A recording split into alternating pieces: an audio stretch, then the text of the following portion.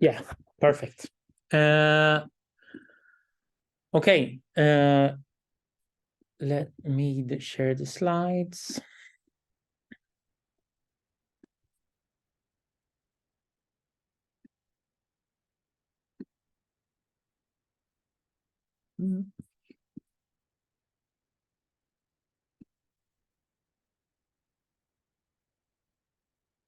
So, second class of information management.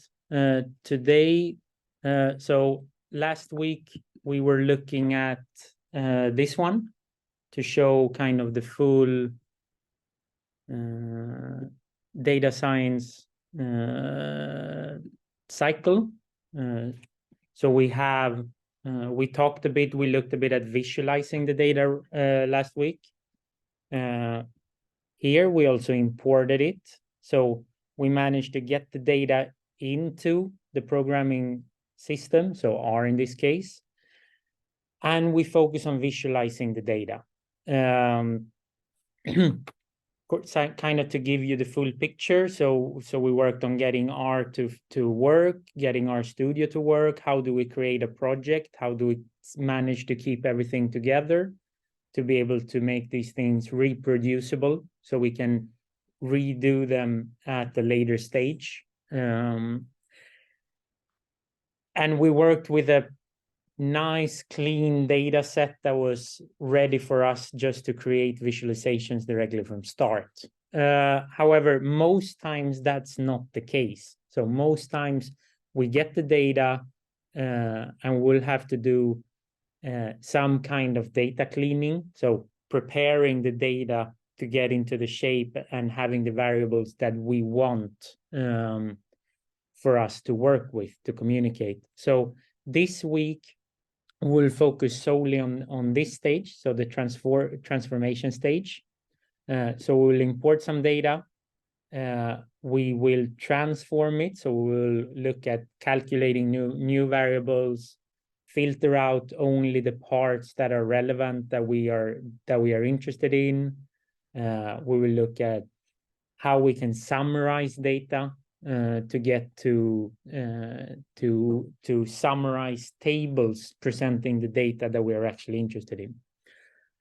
So these are the things that we will look at today, and we will work with this data set today. So if you want to follow along, I will copy this one into the chat when we get started. So you should be able to just download the data and go along as we go through this.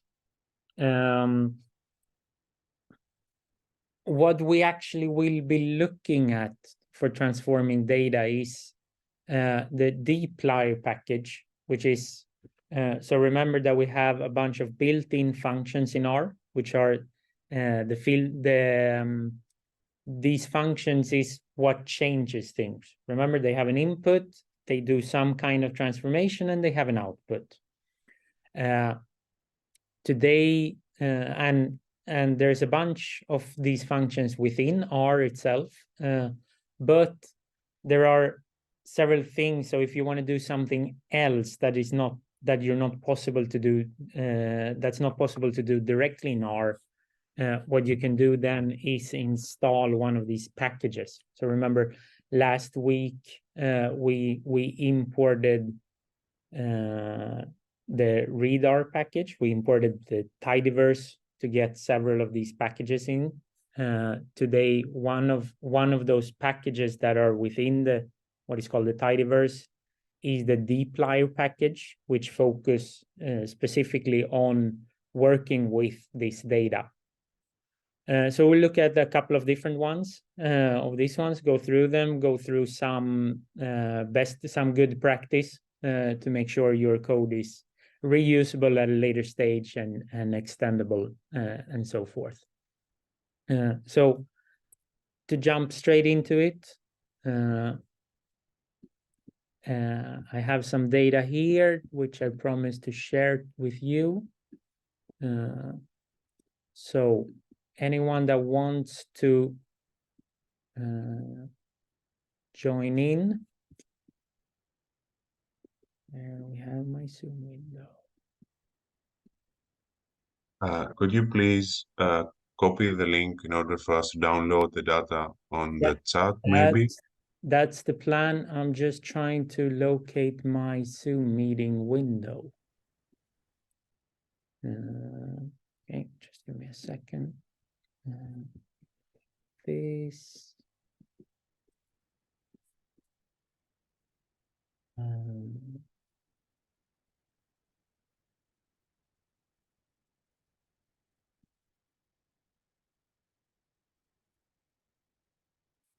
Okay, now you have the data. So we will be working one more day with MBA data. So we'll keep a little bit similar style to the data we had last week, just to focus on the functions, on working with this data. So first thing we'll do, same as always, when we start something new, we open up RStudio.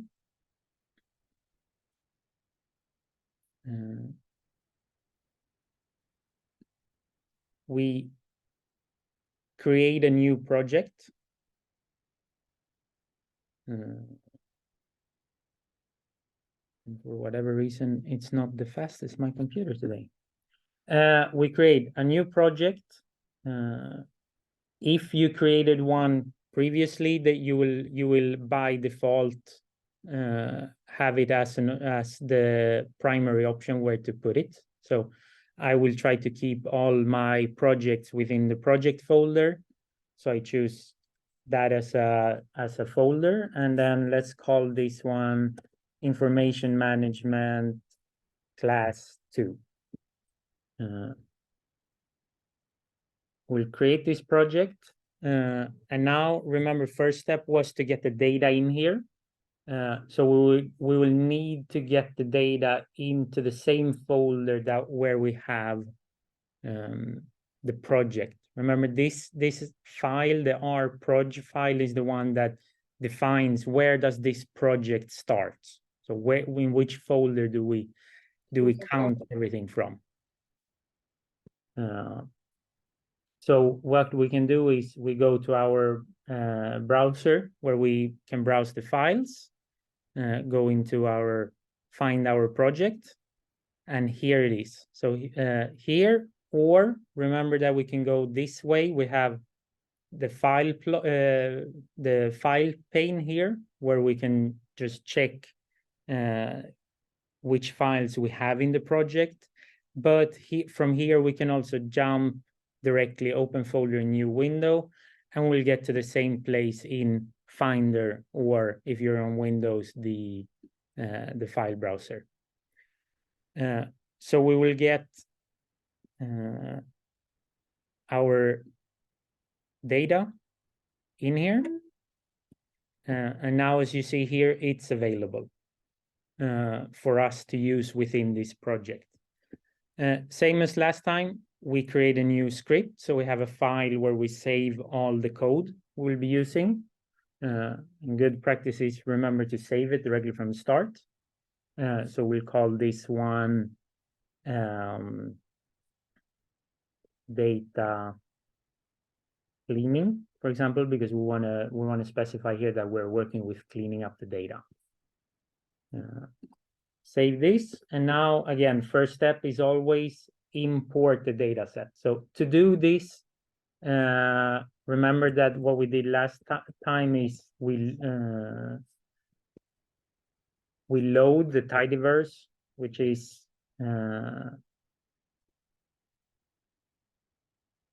couple of different packages. As you see here, the one we are working with when we import data is the readr package, which has a couple of functions for getting data that we have in a file, in this case the CSV file, into the environment so we can work with it.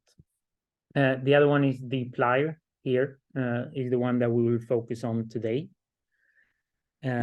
We could load these packages by themselves. So loading all of these packages together. So the tidyverse is basically a package that the only thing it does is load more packages.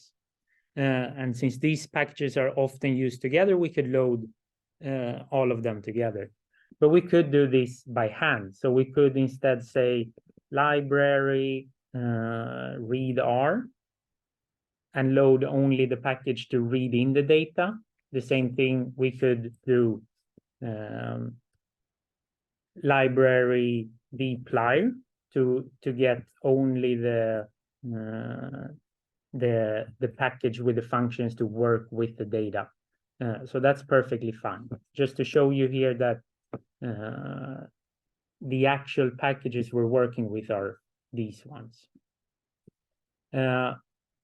Once we load it, now we need to read the data. And again, it's we still work with CSV files, so comma separated values files. So we will read CSV. And again, the biggest help here to remember all the arguments. So remember that the arguments is the things inside the function that defines how the function should work, what the function should do.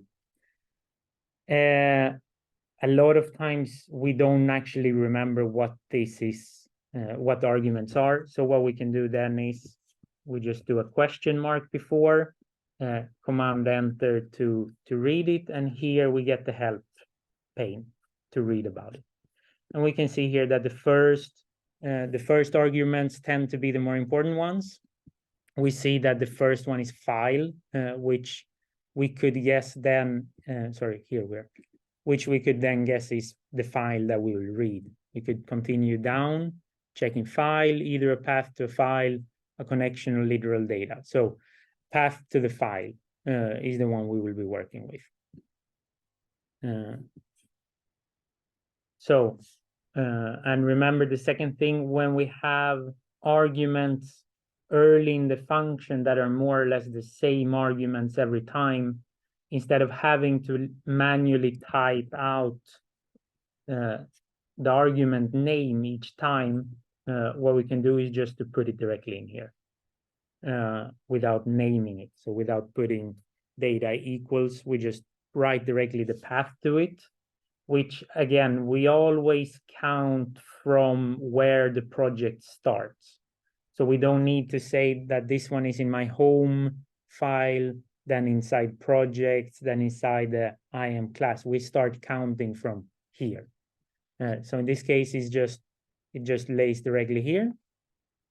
So quotations, MBA player data.csv.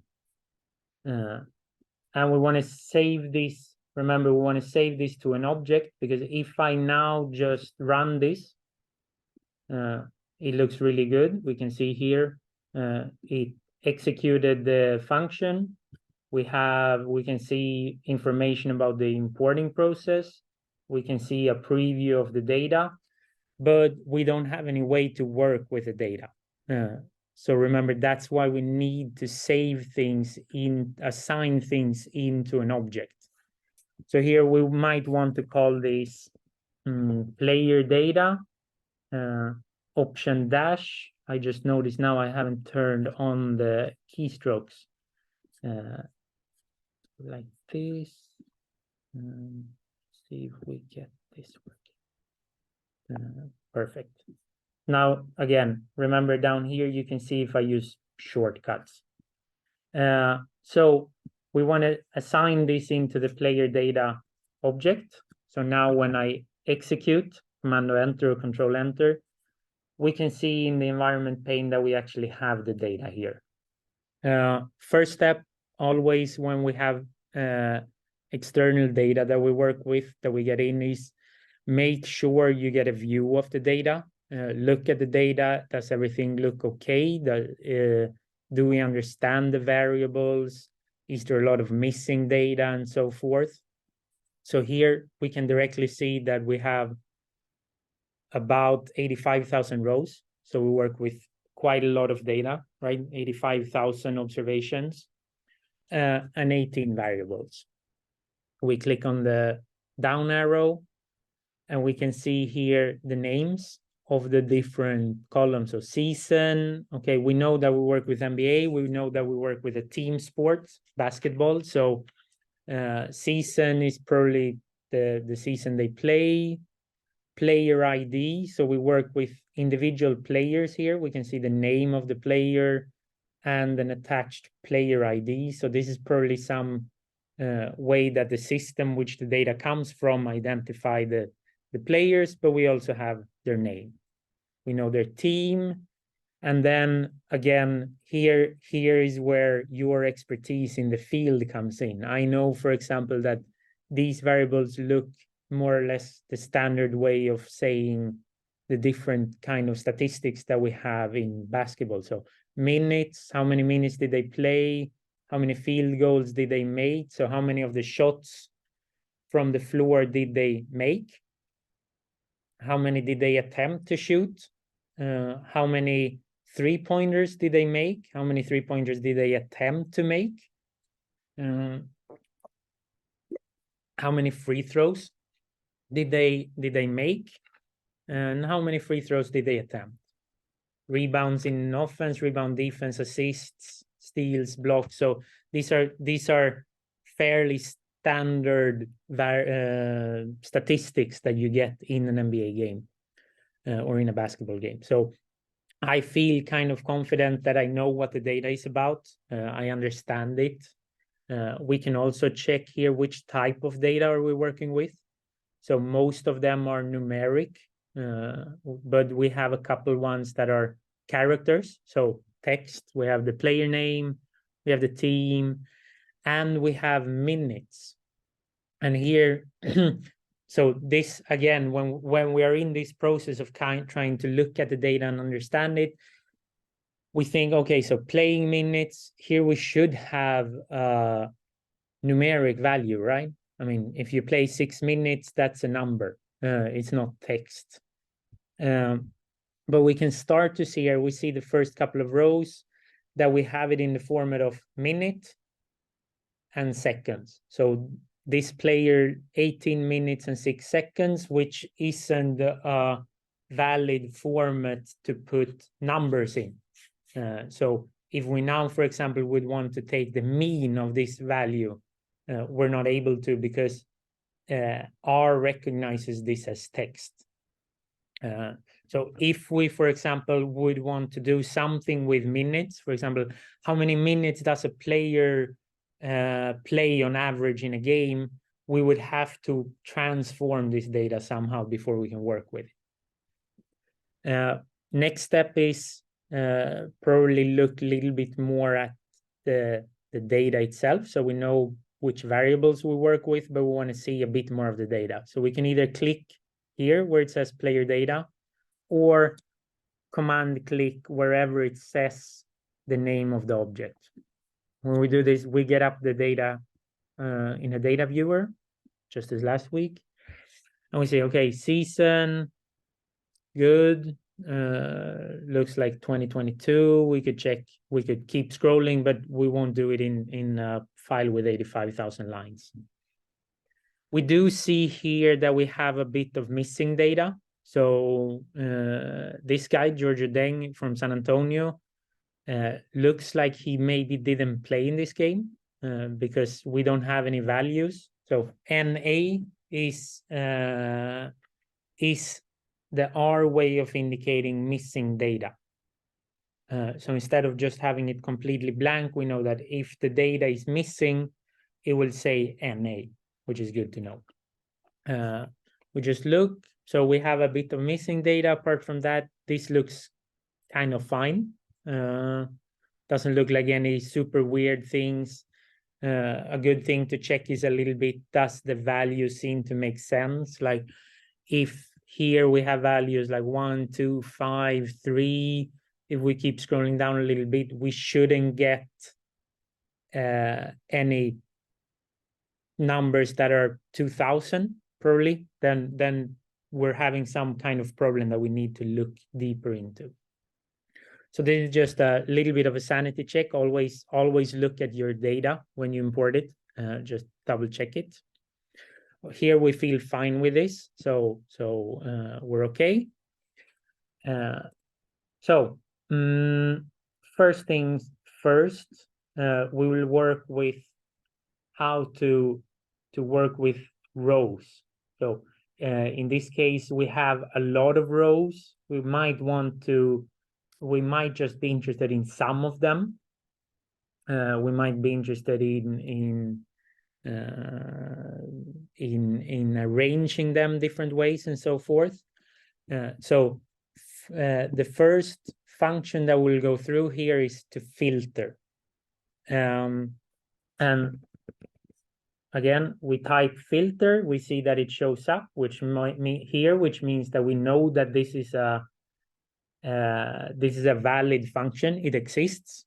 If it doesn't exist, or it's in a package that we didn't load with the library function here in the beginning, we will not see it. Which means that this is another good way of getting a feeling for, okay, do I have the correct function? Do I have the package load, etc., etc.? And here we can even see which is the package it comes from. So we're fine with this. We tab to auto-complete it all the way. And again, we see here the arguments that are available is .data. Then we have ellipses, so 3 dots. We haven't seen this before, right? So again, best way to move forward always when you meet something new is put a question mark before it and run, or press F1. Okay, here we see that there is this function exists both in the dplyr package and within the stats package, which is one of the basic packages that are available always. For now, we'll just ignore this fact. We will look a little bit more into what happens with these things later on. But for now, we'll just accept that and click on this one. And here again, we have the help page for this function. And we say, okay, data, a data frame is what says first is what we will use most. Then we get into more advanced options, which for now, again, we will ignore. So a data frame, if you remember from last week, a data frame is an object that looks like this, where we have a bunch of columns with variables and a bunch of rows. So every time we see this kind of data that basically looks like an Excel sheet, we work with a data frame. So we see, okay, a data frame, the data frame we will work with is the player data, right? So we do .data equals player data, or again, in all of these functions that we are working with today, in all the functions in dplyr and a lot of other ones, the data frame is always the first argument. So we say, okay, this will be so common that we actually don't need to name it. We can just put the data frame in there directly. Then comes the next part, which is the ellipses or the 3 dots. And this is a little bit special version of an argument, because we read here, expression that return a logical value and are defined in terms of variables in data. If multiple expressions are included, you can combine them with that operator. So basically, every time you see these 3 dots, it means that you can enter arguments into the function that are not well defined here, that are not named here and have a specific function. In this case, the reason we want to do this is because we want to get only the variables, only the rows that fulfill a certain requirement, right? So let's say, for example, that we would only want the data from the 2022 season. All the older data we're not interested in. So that is what we do with these 3, inside these 3 dots. And to jump back quickly, so when we filter data, again, we have 85,000 rows of data, and we say we are only interested in looking at some of them. What we need to do then is to use logical operators. So this can be saying, I want to keep every row where this variable is equal to a certain value, right? Or to say when it's not equal to, or when it's larger or larger and equal to, smaller, smaller and equal to. And then we can start to combine these logical operators into having, so when this variable is equal to something and another variable is larger than. So these are the different logical operators that we work with when we filter out data. So we could do the first one. Again, we said, let's take the season, all the data where the season is 2022. So data equals 2022. We execute and we see that nothing happens. When nothing happens, or when what you expect doesn't happen, always go down and look in the error. In this case, we go down, we say, okay, there's an error in the filter function. In the argument data equals 2022, caused by error. So it's something wrong with my comparison here. And when I look at it, when you look at it, so now you say, okay, something is wrong. I need to go back and check what happened. Okay, the variable in the data frame is not called data, right? It was the season variable that we wanted to compare. So season, and now if we execute it, we see that, now it worked. Now we got what we wanted. We see that here we have a data frame with 14,500 rows. We have the same 18 variables as in the original data, right? But we have a lot fewer rows. Still a lot of rows, but a lot fewer. So we actually filtered out. So we only have the season 2022.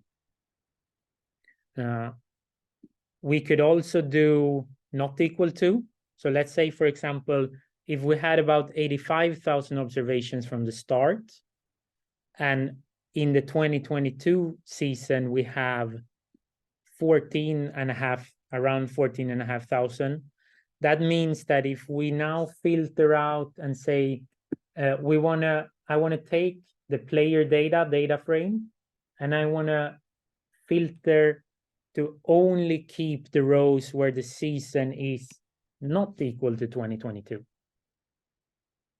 right? Anyone dare to guess how many rows should we have in the new data frame?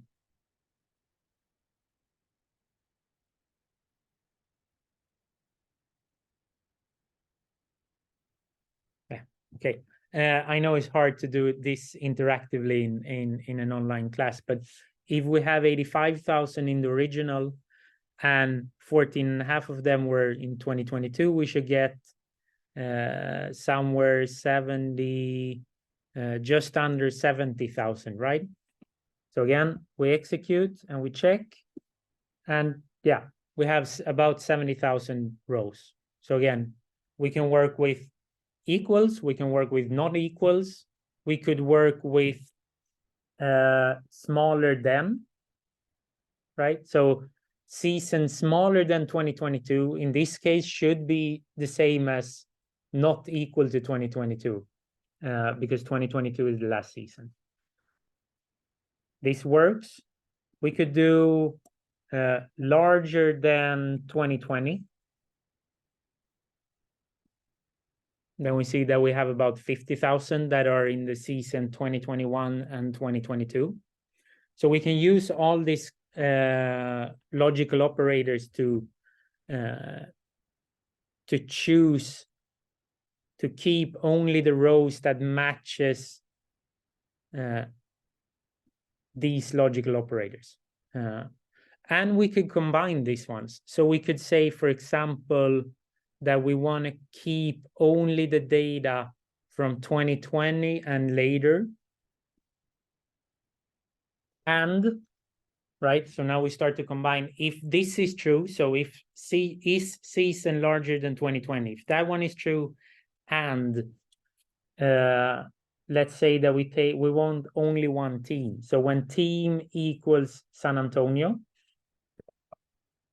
so team equals San Antonio, and we execute and we run this, we see that right now we're down to 1,600. So we could kind of suspect that this was a success as well, right? So these are this is the basic function of the filtering. We could also do another thing.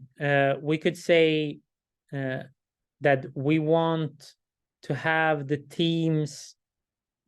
So if the team is if we skip the season and we say we want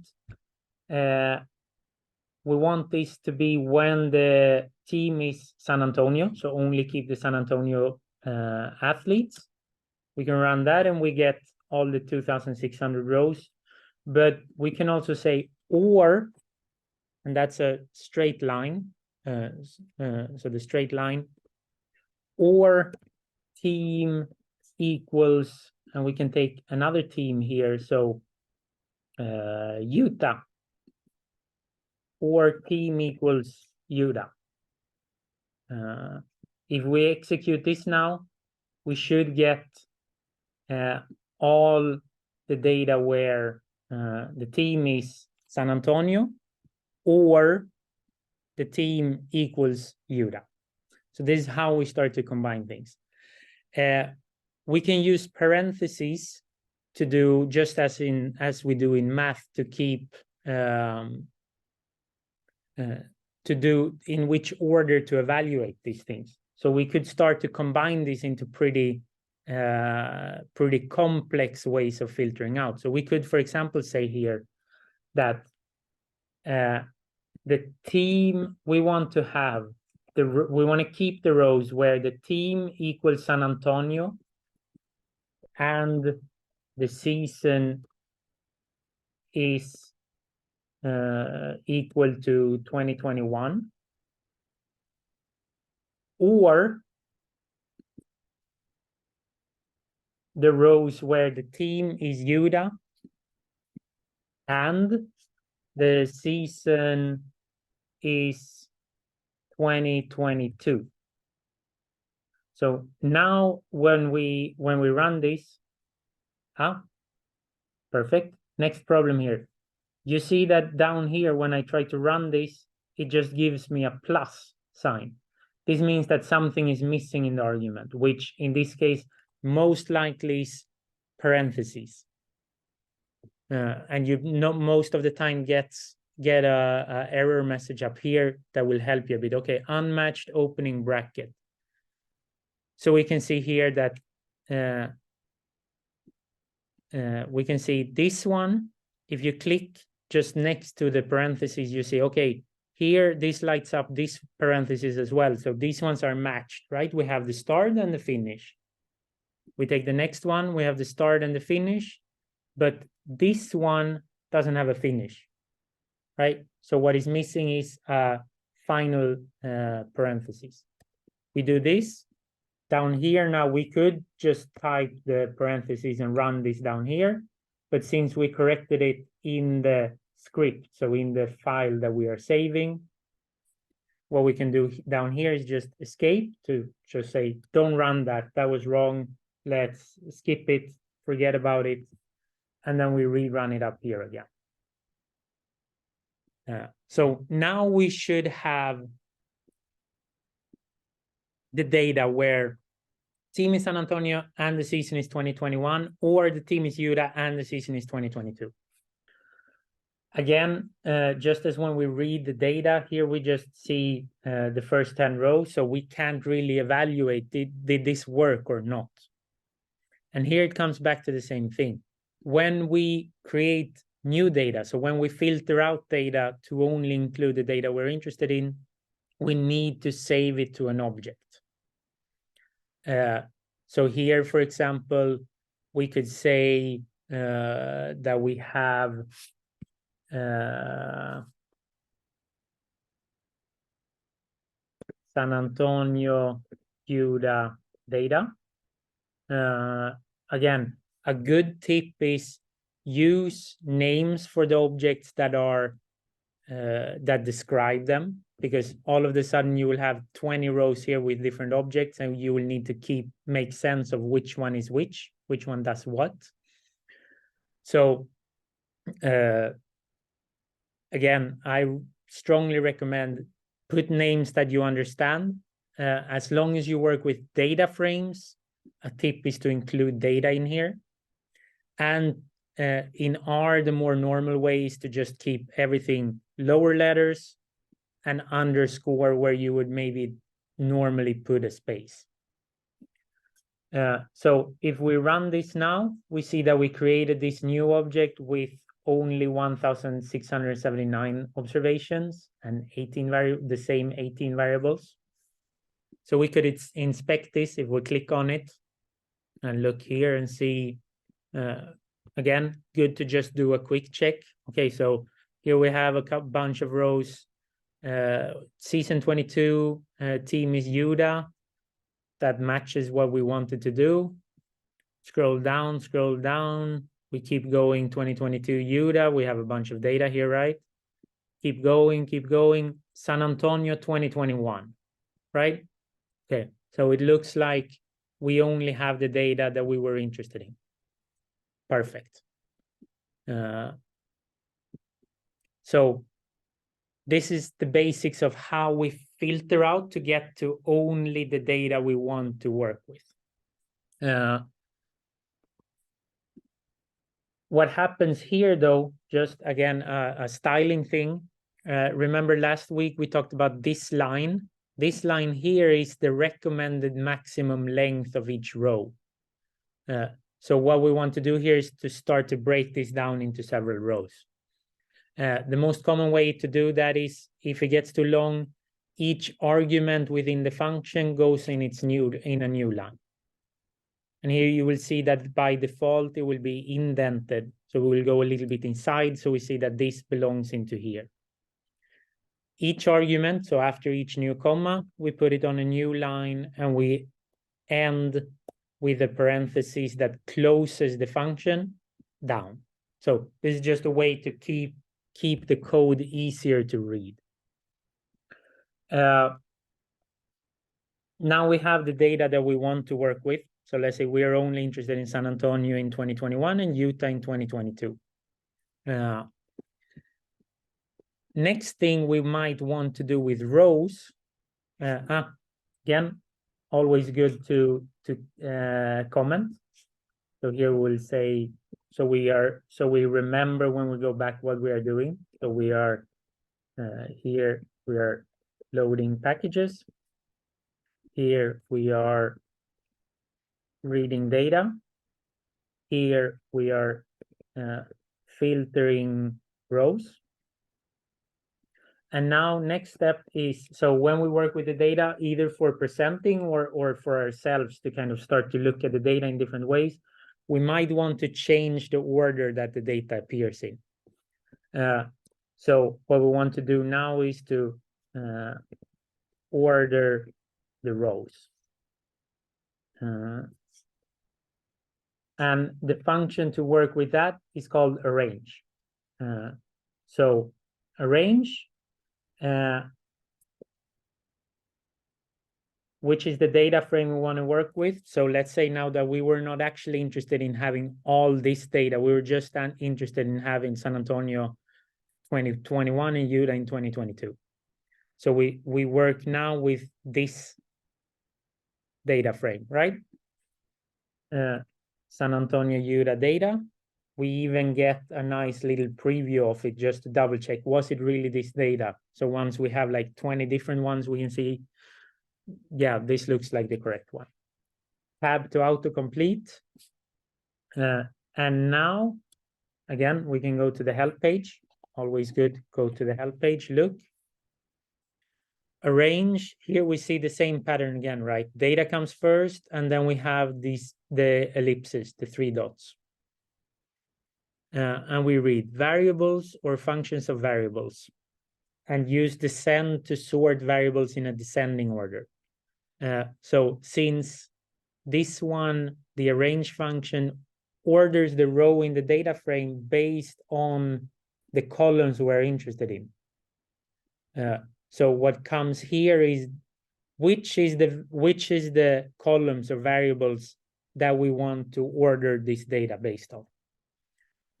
So if we look here, let's say that we want to start by having we want to see which was the one that made the most shots, right? Field goals made. So how many shots they shot and made. If we now put FGM and run this, we will see that, okay, field goal made, all of a sudden the order changed, and we have now in order. So field goal made, the problem is that we start to count from down to up, right? So we see here all the ones that are 0. And if we save this into another data frame, so let's call this San Antonio, Utah, arranged data. We save it so we can look at it. If we check here, here's the arranged data. We look at it and we see, okay, field goals made, all the ones with 0, then comes all the one with 1, then comes all the ones with 2. So we're just resorted, we just changed the order of the rows according to this variable. If we want to do this the opposite, we read in here in the help. So, okay, use this desc to sort a variable in descending order. So what we do is we just put desc for descending around. And if we run this now and look at the data, we see that it changed. It's the opposite. So we start with 15 is the maximum amount of number of shots that someone made in the game. So perfect, we get this to work, right? Now we want to be able also to work with arranging after several variables, right? So we have, okay, there's 2 games where someone made 15 field goals. And then we have we have 2 with 14, and we have 4 here with 13. But inside these ones, they just show up in the order that they showed up in the original data. So now let's say we want to see who made the most shots, but inside the same number of shots made, who shot the least, right? So the more shots you make in the fewer attempts, the better. We go back, and now we will add another argument. So remember, the ellipses, the 3 dots, means that we can add several. In this place, we can add several different arguments after each other. So we say that we want to sort first by field goals made in descending order, and secondly, field goals attempted. So if we run this now, look at the data, we will see, okay, field goals made 15, field goals attempted 18, 15, 26. So again, we see that it's ordered first by the field goals made and then by the number of attempts. We can check here where we have more. 12 made, 15, 18, 20, 21. Okay, perfect, this works. So this is a way to work with arranging data in a certain order we want. This could be good, one, for checking a quick check just to see which is the maximum values, which is the minimum values of different variables. But after we get this down to fewer data points, and we want to maybe present this to someone, it's a big help to be able to put it in the order that we want.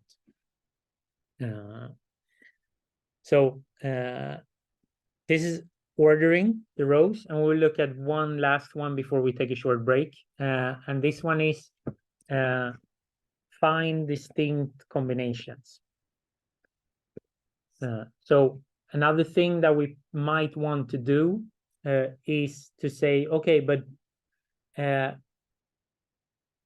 we sorted out, we filtered out only keeping data with 2 teams. We might want to double check, is there actually only these 2 teams in the data? So what we can do now then is to say distinct, which is the name of the functions to just get down to the distinct data. Data goes first. We work with San Antonio UDA data. San Antonio UDA data. Perfect. If we just run this function with the data, which is perfectly possible to do, we will get each row that is completely distinct. So where it will just only delete rows if 2 of the rows are completely identical. So the value inside every variable, every column of these 18 in this case, are completely equal. So when we have a complete duplicate of 2 rows. If we check here, we have 1,679 observations, rows. Observation is row. If we just run this, we see that we get 1,473, which means that, yeah, there was some duplicates. There was some rows that looked exactly the same in this data. So this is a very good way if you think, so let's say that you get data, for example, from someone that has been typing in manually, and you say, oof, but maybe they put that guy in twice. Then this is a good way of just clearing that out. But what we can do with this one is to define, so which of the variables do we actually want to look at? So if I could run this only with season, for example. And what will happen now is that it will only look at, it will say, okay, we only look at the season variable, and then we take out all duplicates. So what we are basically left with is, which are the unique values in this variable? So in the San Antonio UDA data, in that data frame, all the values that exist in the season variable are 2022 and 2021, which in this case makes sense, right? Because we said that we specifically filtered out only some of the ones from 2021 and some of the ones from 2022. We shouldn't have any other variables here. If we now, for example, would do the same with the original data, so we change San Antonio for player data, and we run this, we see that in total there were 3 seasons in the data. So 22, 21, and 20. We don't keep, when we filtered the data, we didn't keep any of the values that are from the 2020 season. And we can also do this with combinations of variables, which is where this starts to be really useful. So we might say, okay, which are all the unique combination of a season and a team? And again, here we could, since we specifically filtered out some of them, we know which combinations should exist. We should have only the combination where the season is 21 and the team is San Antonio, or the season is 22 and the team is Utah. And this is correct. So this, for one part, is a good way of double checking that we are getting the data that we want to get, right? But we might be interested in more things, so not just what we are actually sorting on. So let's say we want to know who are the different players that we keep in this data set. So we can say that distinct, the San Antonio Utah data set, but we want to know who are the players. So we have player name because we understand that better. And now we'll get, again, a data frame. A table is a kind of data frame. So when it says table, that means data frame. We get out the data frame with the variable player name, and we start to see the first ones, and we see, there's 40 more rows here. So in total, there's 50 different players. And these are the different players that we have. Again, we could save this and say San Antonio,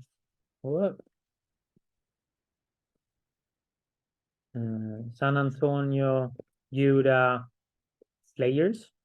We save this. And now we have here San Antonio, Utah players. We click on it, and here we get the full list. So we can scroll all the way and check. Okay, good. This might be very interesting for some specific reason. That depends on what you are actually doing, obviously. But we can also here say, maybe we don't just want to know the players. We want to know the team they play in. And then again, we can work with several variables at a time. So we could say, which are all the unique combinations of a team and a player? We run this. Again, we save it into an object. We can look at it.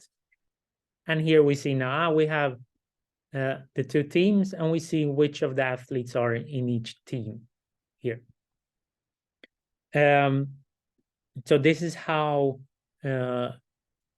like getting the data down to which are all the distinct variables or distinct combination of variables. A very similar one that basically does the same, but it adds a count. So we might say one thing that we were interested in was, okay, so what was the unique combinations of team and season?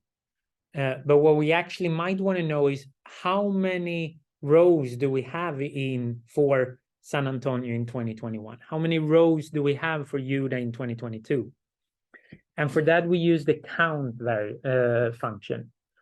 The count is basically the same as the distinct one, but we add just an n in the end. So an n indicating how many rows do we have. So we try again. San Antonio Utah data. And we want team and season. So instead of just knowing the unique combinations of team and season, we want to say how many rows are there for each unique combination of team and season. When we run this, we see, okay, San Antonio 2021, 1,139. So we have 1,139 rows in this data that is from San Antonio for the 2021 season, and 540 for Utah for the 2022 season. If we go back to the data and think about this, okay, so what does this n means? What are we actually counting? So we look at the data and we say, okay, each row, so each observation is what? Is a player and a game, right? So each row is Lauri Markkanen played 29 minutes and 15 seconds in one game. And then we keep scrolling down. Here we see Lauri Markkanen again in another game. So this 1,139 rows mean, okay, we have 1,139 times a player appeared in a game. And this is another important point when we work with data in this way, that a lot of times we have to sometimes go back to remember, what is an observation? Is an observation an individual? Is it each time an individual appears in a game? Is it each time an athlete does something? So we could have the data with one row for Lauri Markkanen in a certain game, the first shot, then it comes the second shot, then it comes the third shot, right? So when we work with data frames and we have data, especially when we are not the one that put the data in from the start, we need to have clear what constitutes an observation, what counts as a row. So these are a couple of functions to work with the rows. Hope some of you at least were able to hang on. I suggest we take a 13-minute break. So at 10:15, we continue and look at more of these ones. So I will pause the sharing. I will pause the recording, and let's see in 12 minutes.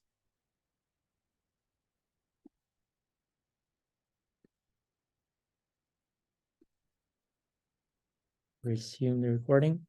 Okay, I know it's quite a lot, so I'm just throwing a bunch of functions on you here. We'll try in the last part today just to little bit show the full picture again, how you might work with this and how you might work with these ones together to actually create something interesting. Again, the idea isn't that you should grasp completely these functions at first sight. The idea now is that you've seen them, you've had some experience with them, and then you go back Monday and you work with these by yourself a bit during next week. So I will just keep going at rather fast pace to get through, and then we'll try to look at the full picture, and you'll just experiment at home. That's the pedagogical approach to this class.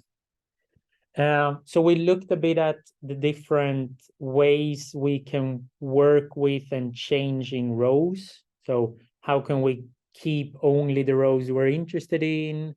How can we get them in an order we want? How can we look at only distinct combinations of them? Now we'll move into looking at ways to work with the columns, so with the variables, because oftentimes when we get the data, it's not that we can just present it, plot it, create a table directly. We might need to calculate some. We might not be interested in all of them, and so forth. So we'll look at two main functions for working with columns.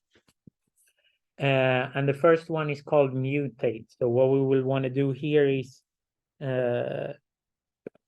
calculate new variables. So the next function is mutate. And again, it looks the same. We always, in these functions, we always start with the data, and then we tend to have the ellipses. So where we put like the arguments of what we want to actually change in the data frame.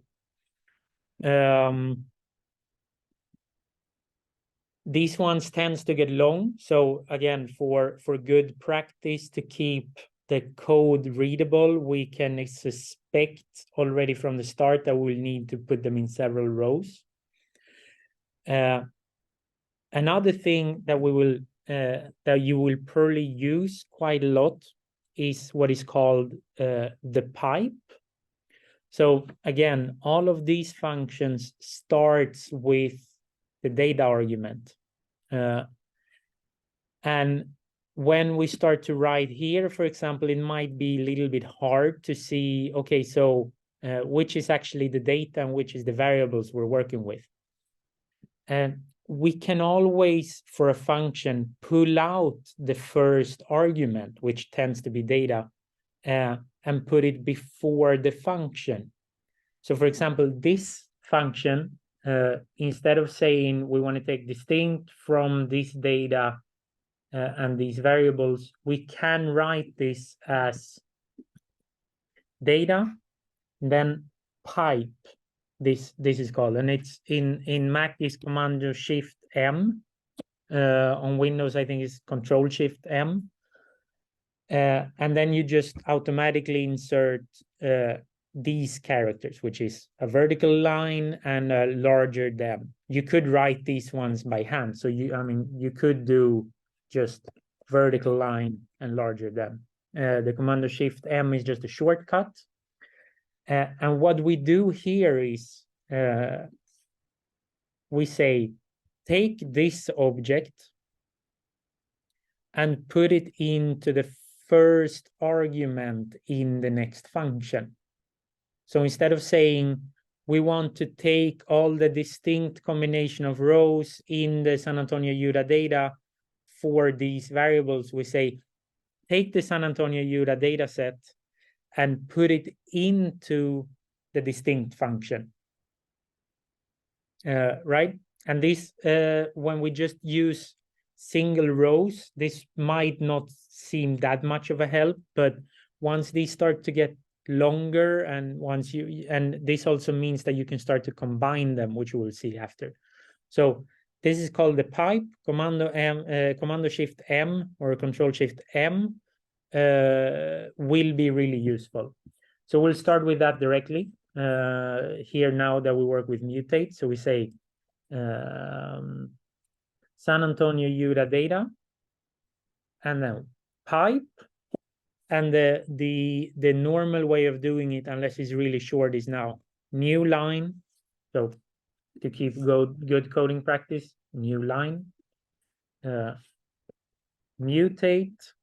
And again, now we've pushed San Antonio UDA data. We pushed it inside the function as the first argument, which is the data argument. Perfect. Now, mutate works by always saying which is the new variable name we want to create. So which new column do we want to create? Equals how we want to calculate this column. So we could do something as easy as saying we want to create a new column that is called X, and we want this column to have the value 1. Right? So here we could call these San Antonio UDA calculated data. So if we take this data and we just create a new variable X and it's equal to 1, we create it, we look at the data. By default, they show up in the end. So after the last column that you have is where you get the new ones. You can change this with before and after arguments. I will not go into them, but when you look at this yourself, if you look at the before and after arguments, you can choose kind of where these columns show up. And then we see column is named X, and the value is 1. And the value is 1 everywhere, which might not be that interesting most of the times, right? This is generally not what we want to do. Somehow we want to calculate things based on the other values in the rows. So if we go back here and think, one thing, if we talk about basketball, we a lot of times want to know the shooting percentage. So we know how many shots they made, we know how many shots they attempted, but we want to know what was the shooting percentage. So of the 10 shots, how many did they make? Again, we want to keep kind of the same style of names so we can go back and remember. So we just don't call X is a horrible name, because then when you worked with this and then you come back a week later and you watch it and you say, what the hell was X? So again, good names that makes you understand the meaning. So in this case, if we might want to calculate field goal, so field goals were the shots, right? Field goal percentage. PCT is a common abbreviation for percentage, right? Okay, how do we calculate this? Well, in this case, it's easy. How many shots they made? So equals field goal made divided by field goals attempted. This is how we calculate a percentage. We try, we calculate it, we save it. We look at the calculated data. And we see here that now we have a new column with a bunch of values. We could just, good practice is just double check a little bit if it makes sense. So we have here 7 out of 14. If we calculate that by head, okay, so it's half. So this should be 50%, right? Or 0.5 if we talk about decimal form. Makes sense. Next one is 1. Okay, one shot, one made shot on one attempt. That's 100%. That's 1, right? Makes sense. Perfect. Keep scrolling, looking a bit. We see that the one that didn't have any, that only had missing data. Probably this is a player that for some reason didn't play in the game, which means that they didn't make anything inside the game. That's my guess based on expertise in basketball. We see that then if we have a missing data in the variables that is calculated from, then we have a missing data in the variable that we calculated, right? Since we don't have data on how many shots or misses, we cannot calculate the percentage. And then we have one more thing. We have NaN, and this stands for not a number. And this shows up, this can show up sometimes. And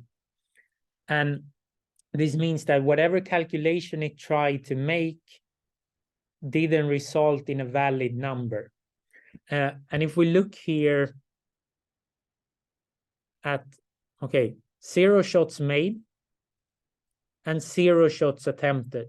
So what we tried to calculate here was 0 divided by 0. And again, high school math, we know that you can't divide by 0. Okay, so we can't get a correct number. We can't get a number of this. So perfect, makes sense. That explains why it's not a number, because it's not a valid number. Let's say now that, okay, we have it in decimal form, but we want it in real percentage form, right? Like we want to go from 0% to 100%. What we do, we need to multiply by 100, right? We could do that as well. 100 times field goal made divided by field goal attempts. We run it, we check the data. And now we see that we have it perfectly here in 50%, 100%, 71.42857%. Perfect. So this is the basic of how the mutate works. Now, you can do a lot of things with it. And this is something that you can read. If you go into the book, the introduction to our data science in R book, you will find more examples, more how to work with this. I'll just show you quickly so you've seen it and know about it. One thing that is important to know here, though, is that you can calculate multiple variables at the same time. So again, for good practice, we put it in a new row. So we knew that here we wanted to calculate the field goal percentage. But we might also, if we look at the data, say, here we have field goal 3, M and attempted. So these ones are field goals behind the 3-point line, right? So a specific type of shot. We might want to calculate the percentage for these kind of shots as well. So then we just do the same, field goal 3 percentage. What is this equal to? Well, the same, 100 times field goal 3 made. And again, you see here when we work with these ones, you will get the variables to show up here. So when you see this one and you see which one it's on, tab and you autocomplete it. Divided by field goal 3, and here we see now we go down to attempt, tab and autocomplete. So now if we run this and we check the calculated data, we see that we calculated both of the two new variables. So you can do this for multiple variables at the same time. The only thing is each of these ones, so new variable name equals and how to calculate the new variable is an argument. And between each argument, we need a comma. So a normal problem here is that you finally start to do more and more variables that you calculate. And then all of a sudden, you forget a comma somewhere. And you try to run it, and it says error, unexpected symbol. Okay, then we see here that we get a little bit of help when we read the error messages. Okay, we see here field goal percent, da da da da da da da. So it's somewhere around this line where the problem is. And again, RStudio helps us a lot of times with these crosses. So here it helps us to say, okay, we should have a comma here. So we add the comma and now it works again. This is the basics of how these things work. The nice thing here is that you can use the columns that you create, you can directly use them. So you don't have to calculate them in mutate here. And if you want to use them again, do that again. So we could take as an example, let's say we want to calculate what is the ratio between how many rebounds a player take and how many shots they shoot. Okay, so do a player shoot more than they take rebounds or the opposite? We go into the data, we look, we have OREB and DREB, which is offensive rebounds and defensive rebounds. And we have the field goals attempted. So these are the three variables we're interested in. We could do this in 2 ways. We could either just say we want the rebound field goal ratio. And then we say we want to take offensive rebounds plus defensive rebounds, right? Because we want all of the rebounds, so the total. So we want to sum up this and that. Perfect. And we want to divide it by how many shots did they attempt. So field goal attempt. And here, if you remember math, in which order do we make calculations? So we make multiplication and division before addition and subtraction, which in this case is not what we want, right? We want to first calculate this total and then divide it, instead of first dividing defensive rebounds with field goal attempts and then add the offensive rebounds. So we need to work with parentheses. This is one way to do it.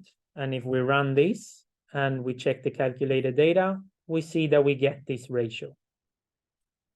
right? So here we see that here, for example, they took 4 times as many rebounds as shots. So Jared Vanderbilt shot 1, took 0 offensive rebounds, 4 defensive rebounds. Makes up 4 times as much. Perfect. But we might also actually want to know how many rebounds did they take in total. And so the nice thing with the mutate function here is that we can say we want to calculate the total amount of rebounds, which then would be offensive rebounds plus defensive rebounds. And then instead of doing the same calculation again, we could just say we take rebounds divided by field goal attempts, even though it didn't exist in the original data. So even if we calculated inside the mutate, we can reuse that variable again. So if we run this, check the calculated data, we see that we have the number of rebounds in total and the ratio.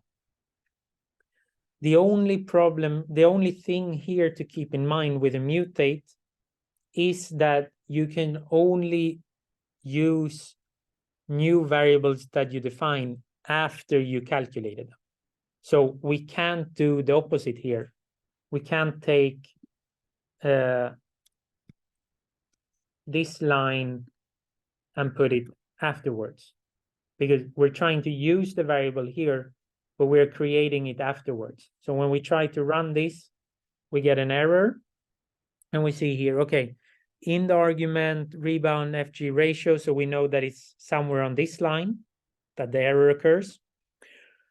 Object reb not found. Okay, so this object is not defined yet. This is why we need to do it before. A small tip and trick here: if you hold, you can move lines around without copy pasting. If you on Mac do Option, and I think on Windows is Alt, you hold it in and you just do button up or down. And that one didn't show up on my here, but Option or Alt, and then you can just use the up and down arrows to just move a line around.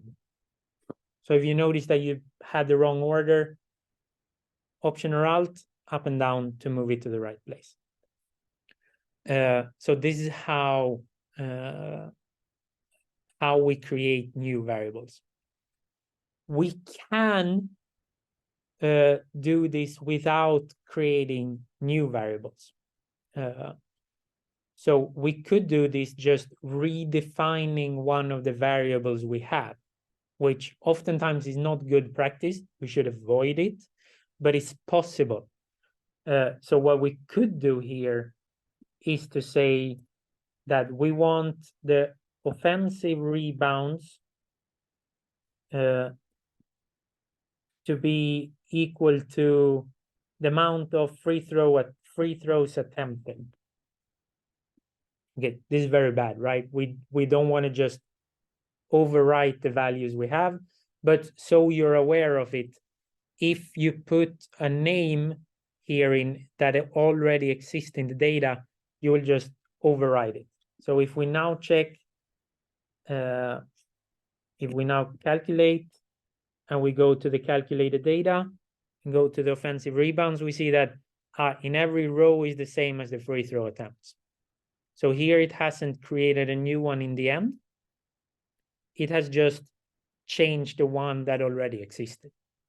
So you need to be a little bit aware of this to not risk to overwrite anything and do stupid things.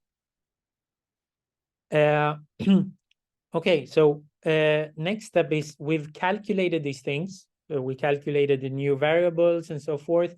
Let's say that we're not actually interested in all the variables we have. So now we have this and we want to present this to the coach, to our supervisor when we do a thesis, to whatever we want to do. But we look at the calculated data and we have 22 variables and we say, are all these ones actually relevant? Like we just wanted to look at the field goal percentage. That was the only thing that we are interested in knowing. That's what the coach wants to know.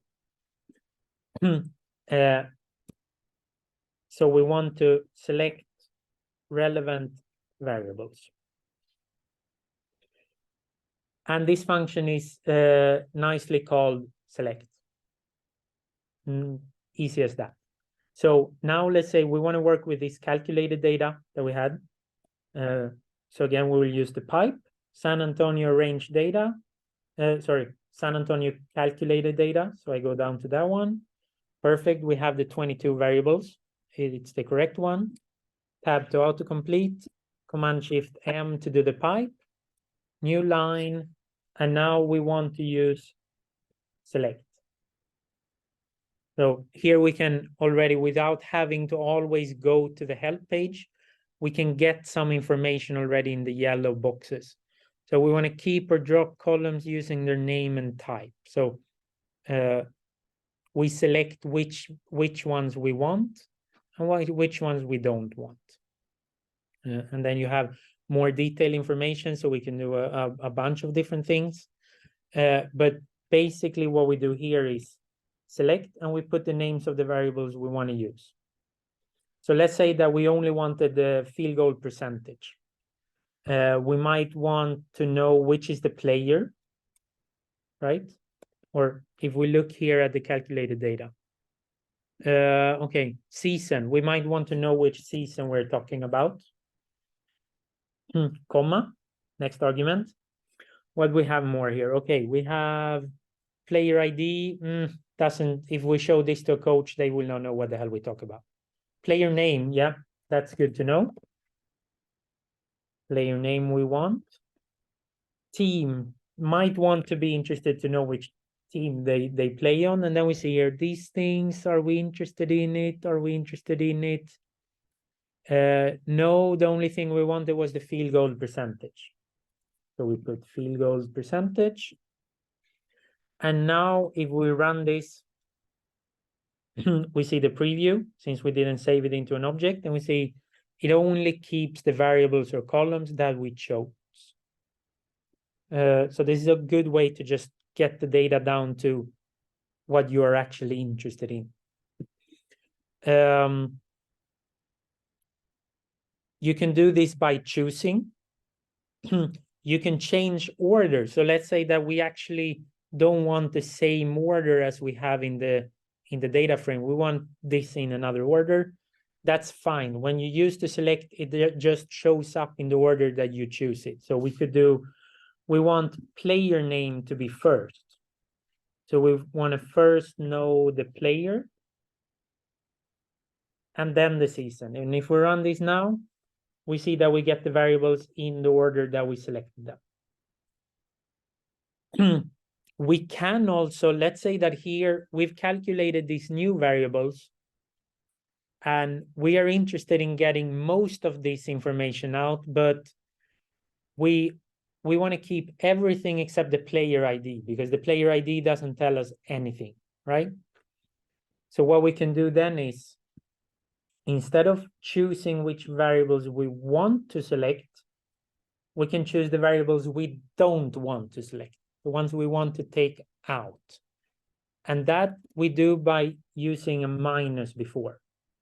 So like minus, we want to take out the variable or the column that is called player ID. And if we run this now, we can see here, okay, same order because we didn't tell it to change any order, right? Season, correct. Player name. Here we see we don't have the column player ID where it was supposed to be. So this is a way we can either select which ones we want, or we can select the ones we don't want. Yeah, question? If we wanted to select the players that have a percentage, field goal percentage over 50%. Yes. Good. Let's actually do that now. So what we can do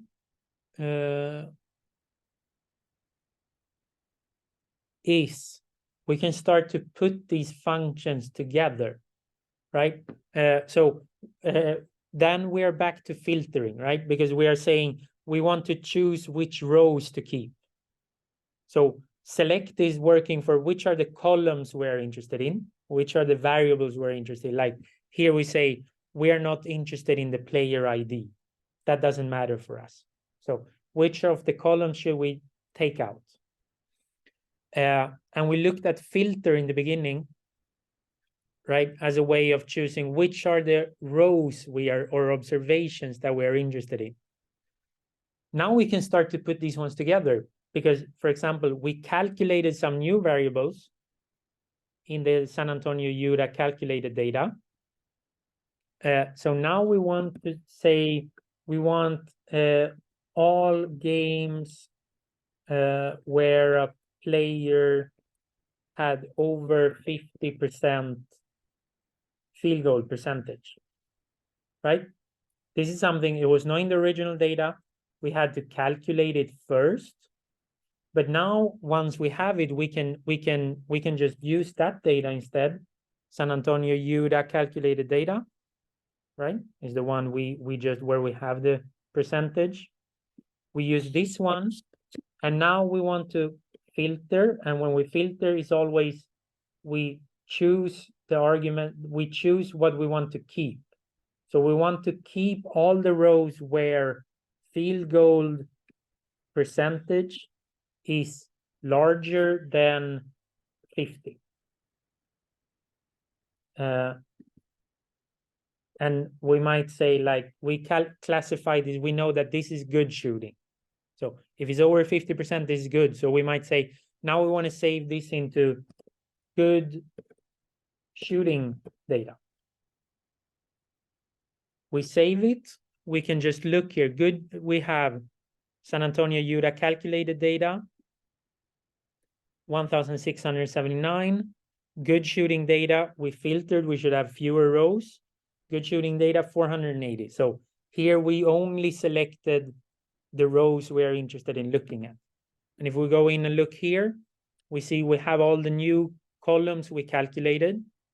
And we see here that field goal percentage looks like it's always over 50, right? So this is one way to do this.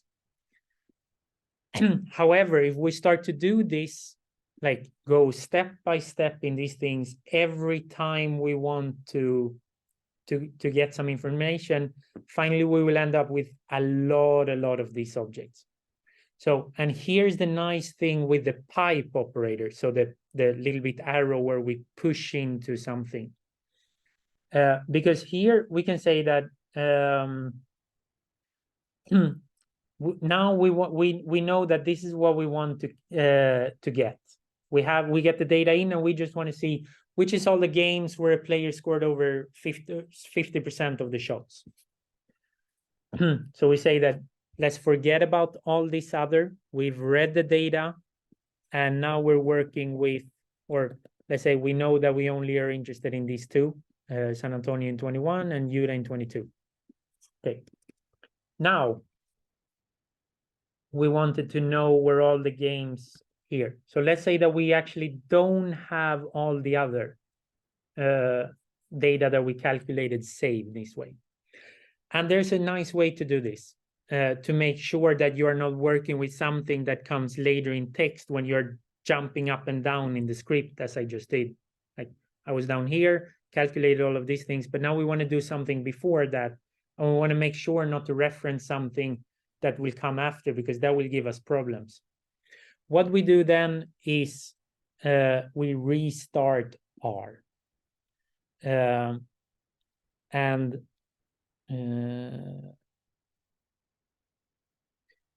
the command for that on Mac is Commando Shift R. No, sorry, Commando Shift 0. So when we do Commando Shift 0, we restart R. And here's the other problem. And this happened last week also. Finally, we get this back here. We don't want this, because again, now we can reference things that we don't define until later in the script.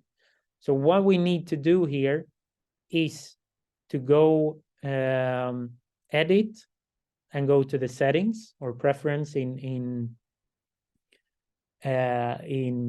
Windows. And we want to make sure that we also have, we don't want to restore our data into workspace. No, we don't want to save this. So we click never. Okay, and now when we restart R, we see environment is empty. So now there's no any risk that we start to use data that we didn't define yet. So again, we have to start from the start. Commando enter, we run the loading the packages, loading the data, filter out only to work with the data that we're interested in, which is this data. And now the nice thing, what we do with these functions is we start to build them on top of each other to get to where we want to be. So we want to use the San Antonio UDA data. We want to calculate a new variable that is field goal percentage, which in this case is equal to, we said we wanted in percentage, right? So in 0 to 100 instead 0 to 1. So 100 times field goal made divided by field goal attempt. If I just run this now, is a good, like, just run to make sure it works. We check here, and if we look down here, we say, okay, we don't see it here, but that's because it only shows us the columns that fit. If we look down here, we say, okay, 4 more variables: blocks, turnovers, personal foul, field goal percentage. So we have it in the data. And now instead of saving this to reuse it, we can just pipe it directly in. So now instead of taking the data, the data frame we have saved, we say, take this data frame, calculate this, and with the new data frame that you have with this calculated, we want to filter. And now we want to say where field goal, we want to keep the rows where field goal percentage is larger than 50. We run this and we see that we have fewer rows. So good. We might think, okay, do we actually want to have the ones that are more than 50%, or do we want to include the ones that are 50%? Okay, we say 50% is fine, it's still good. So now we go back and we say, okay, no, not bigger than 50, bigger or equal to 50 is good. We see, we got a couple of more rows. So we got what we wanted, what we were looking for. We could save this now to good shooting data. So we could save this and check the good shooting data. Check here again, field goal percentage. We calculated the variable and it looks like we filtered on it directly to only get the ones over 50 or equal. Next tip is when we are working with kind of these multiple steps at a time and want to just try our way forward and not like this is final, this is what I want to have. An option, instead of saving it all the time and opening the data frame, we can just do another pipe into a function that is called view. And what this one does is exactly the same. So when you click on a data frame here, on an object, what it actually does is run the function view. So again, if I click here on player data, you see that what it actually runs is view, the function view player data. That's what makes it show up here. So we can do this directly. We've calculated, and instead of saving it into an object, we just want to see it directly. So we pipe it into view with a capital V. And now if we stand anywhere inside, since these ones are all connected, doesn't matter where we are in this row. When we run it, it will run all of it together. We see it ran all of it together, and last step was view, right? So then we got the data here directly. Good, perfect. We have what we wanted. So we only want the good, like the good shooting games. But again, we don't have any order to it. We might want to see, but we wanted the best shooters. So everything over 50 is fine. We might just want to double check, did it work? We might check, and which game was the best shooting? So again, we can take the filter. We don't need to save it. We just push it directly into arrange. And now we arrange it by field goal percentage. And by default, it goes from lower to higher. Again, we do the pipe to get it into the view. And now when we run it, we get a problem. Error. So again, this error doesn't help us that much, right? Error in view, in argument, blah, blah, blah. Okay, we don't really know what this is about. But we know there's something wrong. And if I go back here, I see, okay, field goal percentage, but here I didn't use the more common way, PCT, to abbreviate it. I said PCG, and then I forgot about that and wrote PCT. So again, these kind of errors happens all the time. It's normal. So they will happen, and it's just to go back and correct it. And it happens to everyone, even the best ones. The important thing is being able to see that it's an error, see if there is any help down here, and then go back and look at the data. So we actually want all of this to be PCT. Now we run it, and we get up the data, and we see that we have all sorted by all the ones. So 50% comes first, then, and here we still have a lot of rows, then going up, going up, going up, going up.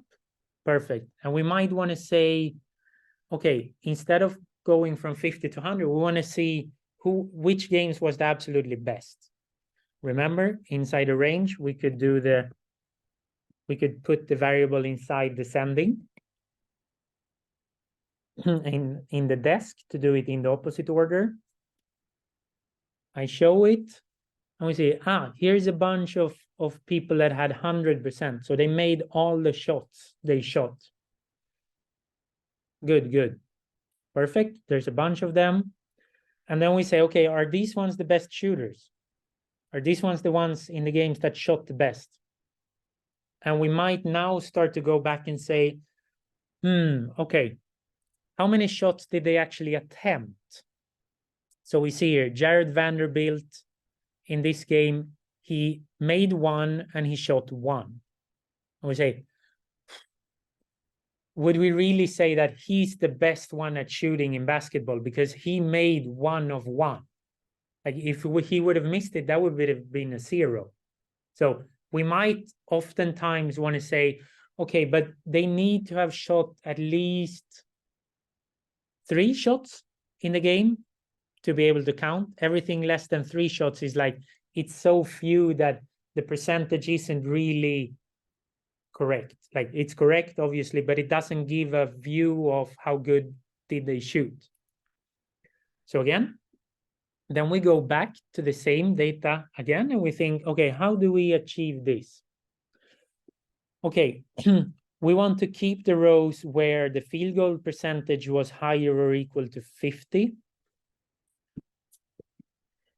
And like, it's not enough to keep a row. It's not enough that it's only 50% or higher in the field goal percentage. We also need the field goal attempts to be higher than 2, right? We said more than 2 shots. So now we are going back in the same code, complementing it. So this is the iterative process of trying something, looking, realizing, okay, we need to go back and mix something up. Then we go back, we look at this again, we change it, we run it again, and we see, okay, we still have a bunch of players with 100%. It looks like there's less of them. And now we see that everyone shot at least 3 shots. So now we might be able to say, yeah, Walker Kessler here has 1, 2, 3, 4, 5, 6, 7, 8, 9 games where he shot at least 3 shots and made all of them.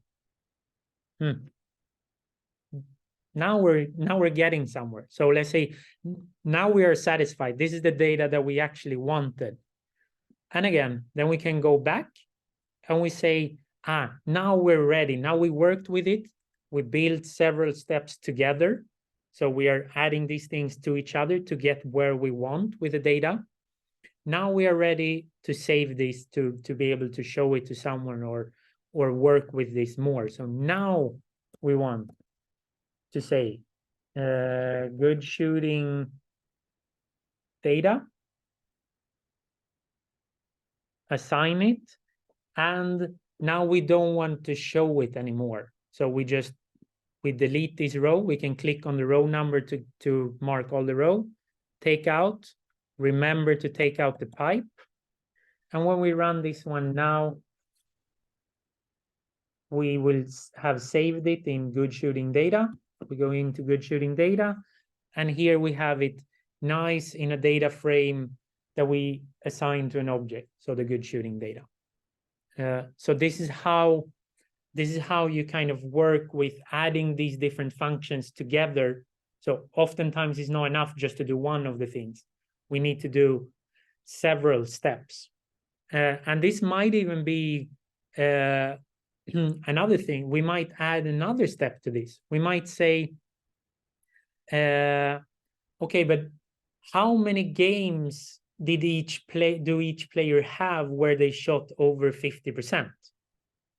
And again, then we go back and we think, okay, count, right? We had the one that counts. So for each distinct, like each combination, we want to count how many rows. We say we filtered out, so we only have the rows that a player shot enough shots and had a high enough percentage. So now what we can do here is, instead of arranging this, we might say, but now we want to count. Since each row is a game, we want to count for each player. So for each player name here, how many rows do we have left in the data? Since we only have the rows left in the data where they shot good. If we now run this, and again, now we will get saved because we have the assignment, good shooting data, and we see, okay,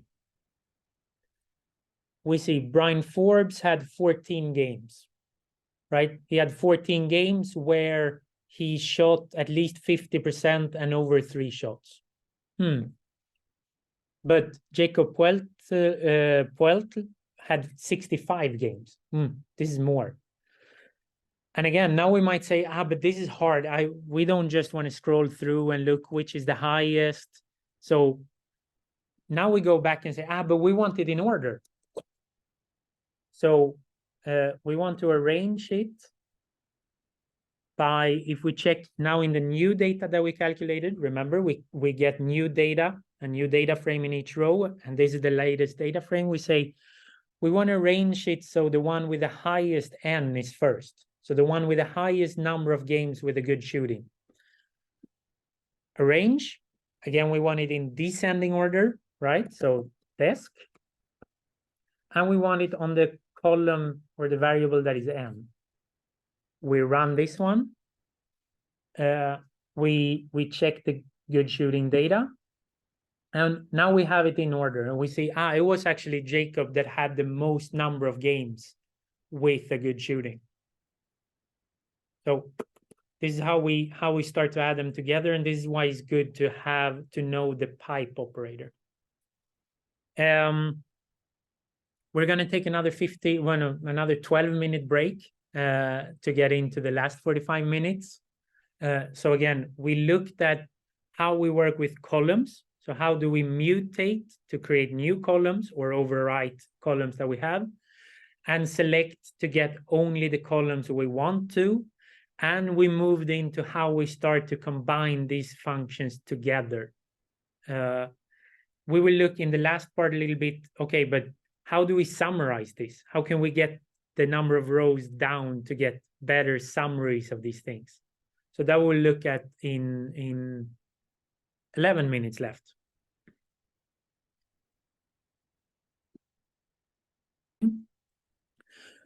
Okay, so we looked at how to work with rows, right? How to get only the rows we want, how to arrange the rows, how to get only certain distinct combination of the like rows which have certain combinations, and how to count rows, right? How to count how many rows that is, for example, for each player and so forth. We also worked with columns, right? We worked with mutating columns, creating new columns, and we worked with selecting only the columns we want, or taking out the columns we don't want. And this is a lot of times what you need to do in the data transformation process. So you need to like work with the data again. If we're interested in good shooting percentage, we might need to go through several steps to get there and so forth. But what we are actually interested as a final result most of the times is to get some kind of summary of the data we have, right? A lot of times what we want is, what is the average amount of shots? How many different players did play for one team? What was the average heart rate? What was the maximum heart rate? So these kind of questions are what we're actually usually interested in looking at. And for this, we'll introduce the two last functions of today. The first one is one that is called summarize.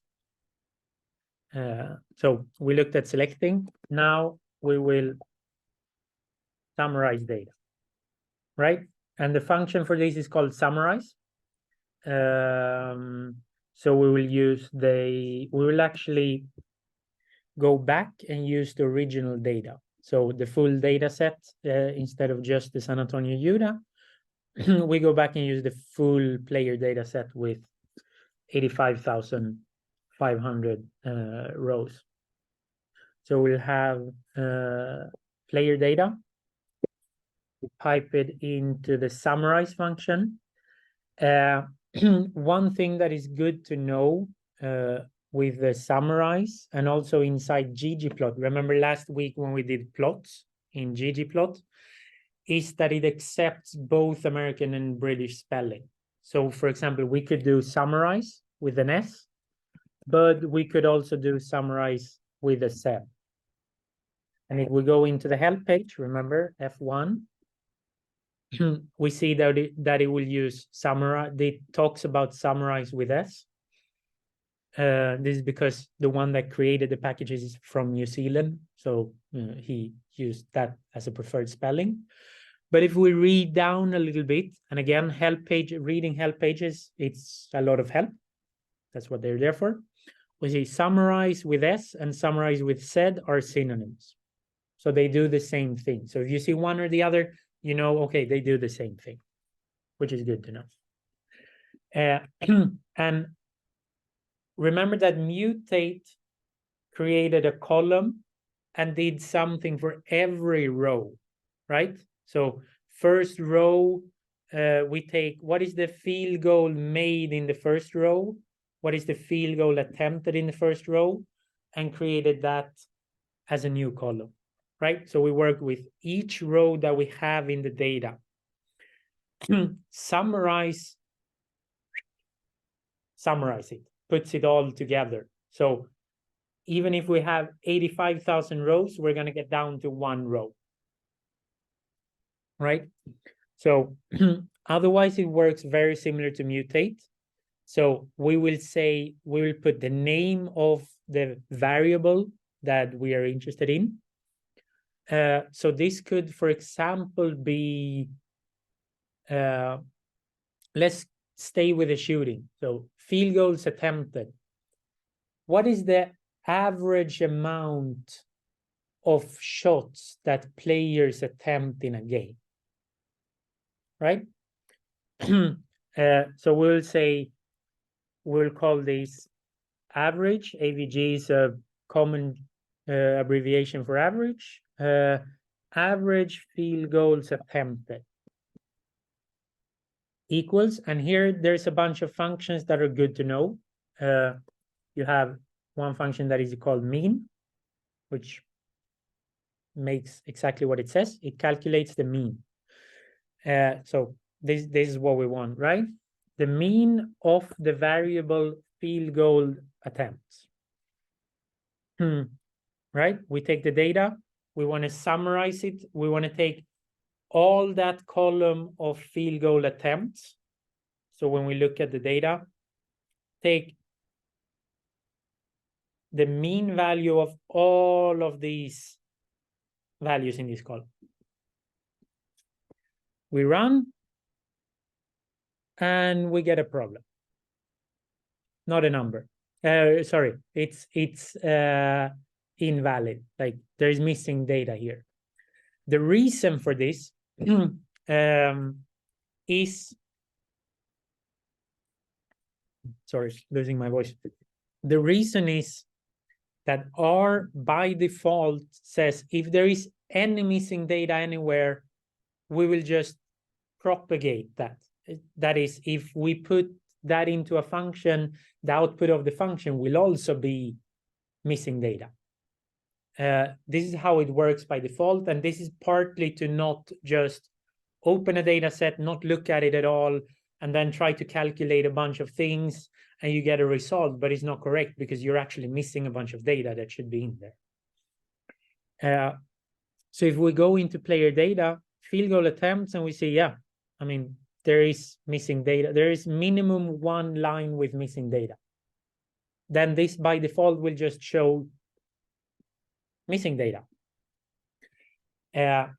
What we do to avoid this is, again, as always, we want to know something, go to the help page. In the help page, we see here, okay, we have X. X is the vector. So in this case, the variable, the column. Trim, we will ignore right now. That is if you have extreme values, high or low, so you want to do a trimmed mean, but we don't care about that. Now we have NARM. Okay, NA looks like we're getting somewhere, right? Missing data, NA. Here is an argument that says something with NA. Okay, let's read more here.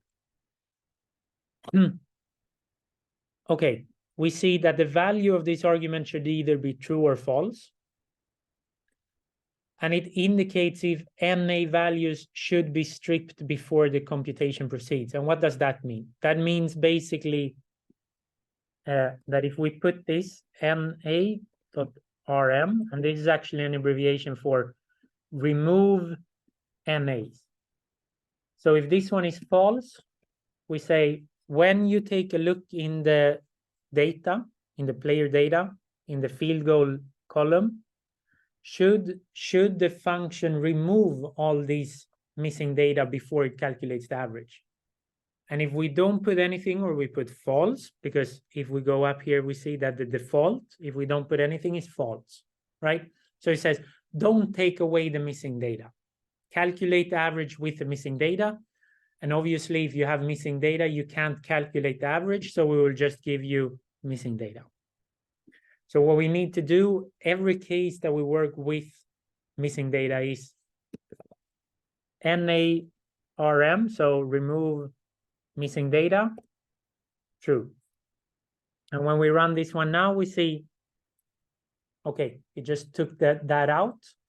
And now we have the average amount of shots that a player make in a game during these 3 seasons in NBA is 8.14.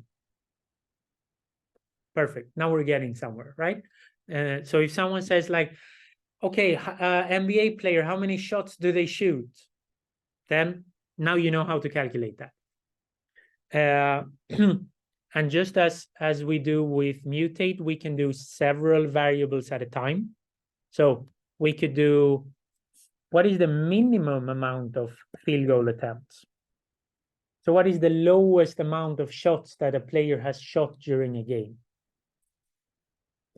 Which, if anyone knows basketball, you can kind of suspect that this should be 0, right? There should be players, at least in one game, that didn't shoot anything. But let's calculate it. Field goal attempts. And again, we know that there will be might be missing data, so we need to remove it first. 0. Perfect. That's what we want, right? That was what we expected. And now we can do the same with the maximum amount of shots. And here comes another trick. Remember that I said Option or Alt and up and down arrow moves a line around, right? See that I'm moving the line around. If I do Option Command, on Windows, this should probably be Alt Control. But you can check it if you just search RStudio shortcuts. And we press down arrow, we make a copy of this line. So we're making a copy of the line. If we run this now, we get, like, it does the same twice, so it just overwrites it. But the nice thing here is when we work with similar, like rows that are similar but a little bit different, we can just Command Option down, copy the row, and now we want to change min to max. And here comes another neat function. You click here, but we want to change it in 2 places at once. If we now do Commando Option on Mac, think Control Alt, and click, we can actually mark several places at once. So now when I start to take out here, I do it at both, and I can write max in both. So it's another shortcut to kind of, instead of doing like you're doing Word, remove like backspace, change something here, then I have to rechange it here and here again. Commando Option, and you can click in several places at once, and then you just change all of it at the same time. Little trick to do. So we do this, we see, okay, now minimum is 0, maximum is 37, the average is 8.40. Okay, perfect. We can do more. We could do the median if we want, and this one actually might come better after the average, so we move it up. We say median field goal attempt equals the median of field goal attempts, and we want to remove the missing data. Remember the comma, and we run and we get the median as well. So here you have like mean, median, minimum, maximum. There are several different of these summary functions. Another summary, a last summary function that is good to know, and we will see it a little bit further on in a better example, is function that is n. So it's just n. And this one gives us the number of rows in total. So we could do the same with the count, right? But here we can do it combining it with several other, so we can summarize several different variables at once. And here we could obviously throw in, let's say that we are interested also in the average amount of free throws. So, or let's take the average amount of offensive rebounds.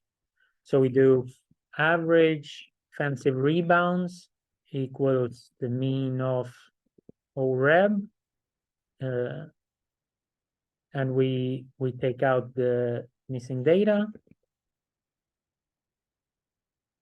Error, what happened? Again, happens all the time. Is somewhere in the new line we did, right? unexpected symbol, what it was, missing the comma, common problem. And now we get, so here we can kind of do like summary of all the different things we're interested in. And this is good, but most of the times we might not just want what is the average for everything. Let's say that what we are actually interested in is we want to calculate the same variables as we have here, but we want to do this for each team, right? So we want to know what is the average amount of shots that a player shoots for each of the teams we have, right? And then we come to the last function that we'll use, and the last function is called group by. So we want to summarize by groups. And what we do here is we take the data we are interested in, so the player data, and we use the function group by. And again, we go to the help page with F1. We say, okay, define groups. Group by takes an existing TBL, is just another word for tibble, which is another word for data frame. For some reason, let's make it hard, but that's how it is. And converts it into a grouped data frame where the operations are performed for each of the groups. So basically what we are saying is, take all the data we have, divide it into several different data frames, and then when we run summarize, do that for each of these different groups. So for example, we could say, if we just run player data, we see we have the 85,500 rows, blah, blah, blah, we have the data. Perfect. Now we wanted to do this for each team, right? So if I just group by team and we run this, we'll see that it just looks the same, right? This part looks the same as this part. So when we ran player data or when we ran it by grouping by team, we have the same amount of rows, same amount of columns. The only thing that changed is we here can see an indication that this is grouped. This data is grouped or like taken apart into 30 different groups. And so now what happens, now what happens when we run this with the same summarize as before? So we just copy paste it here and we run, and now we see here that we get the same rows as before, right? Average amount of field goal attempts, median, the minimum, maximum, the average amount of offensive rebounds, and the amount of, and the rows, right? But we get it once for each of the teams. We could do this the same. Let's say we want to do it instead of for each team, we want to do it for each season. So we group it by season instead. We run it, and here we see, perfect. We get the summary for each of these different seasons. We might even do this for any combination, just when we did distinct or count, we can do this for different combination of variables. So we might say, but we want this summary for each team in each season. And again, now we see it's grouped. We get one line per team and season. So we get 3 rows for Atlanta, 3 rows for Boston. So here we can always define, like, we want to summarize. We want to take all the data and do some kind of summary, but we want to do it for each of these different groups. Again, we see here, okay, in total, we have 90 rows now. This is too much to see here. We might save this into an object, but before we are completely sure, is this what we really want? We might just want to view it, right? Run this just so we get it here, so it's easy to scroll in, and we see, yeah, it looks good, it looks good. Perfect. Looks good.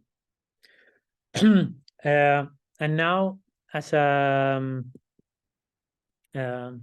now we have kind of all the tools we need to work with these things.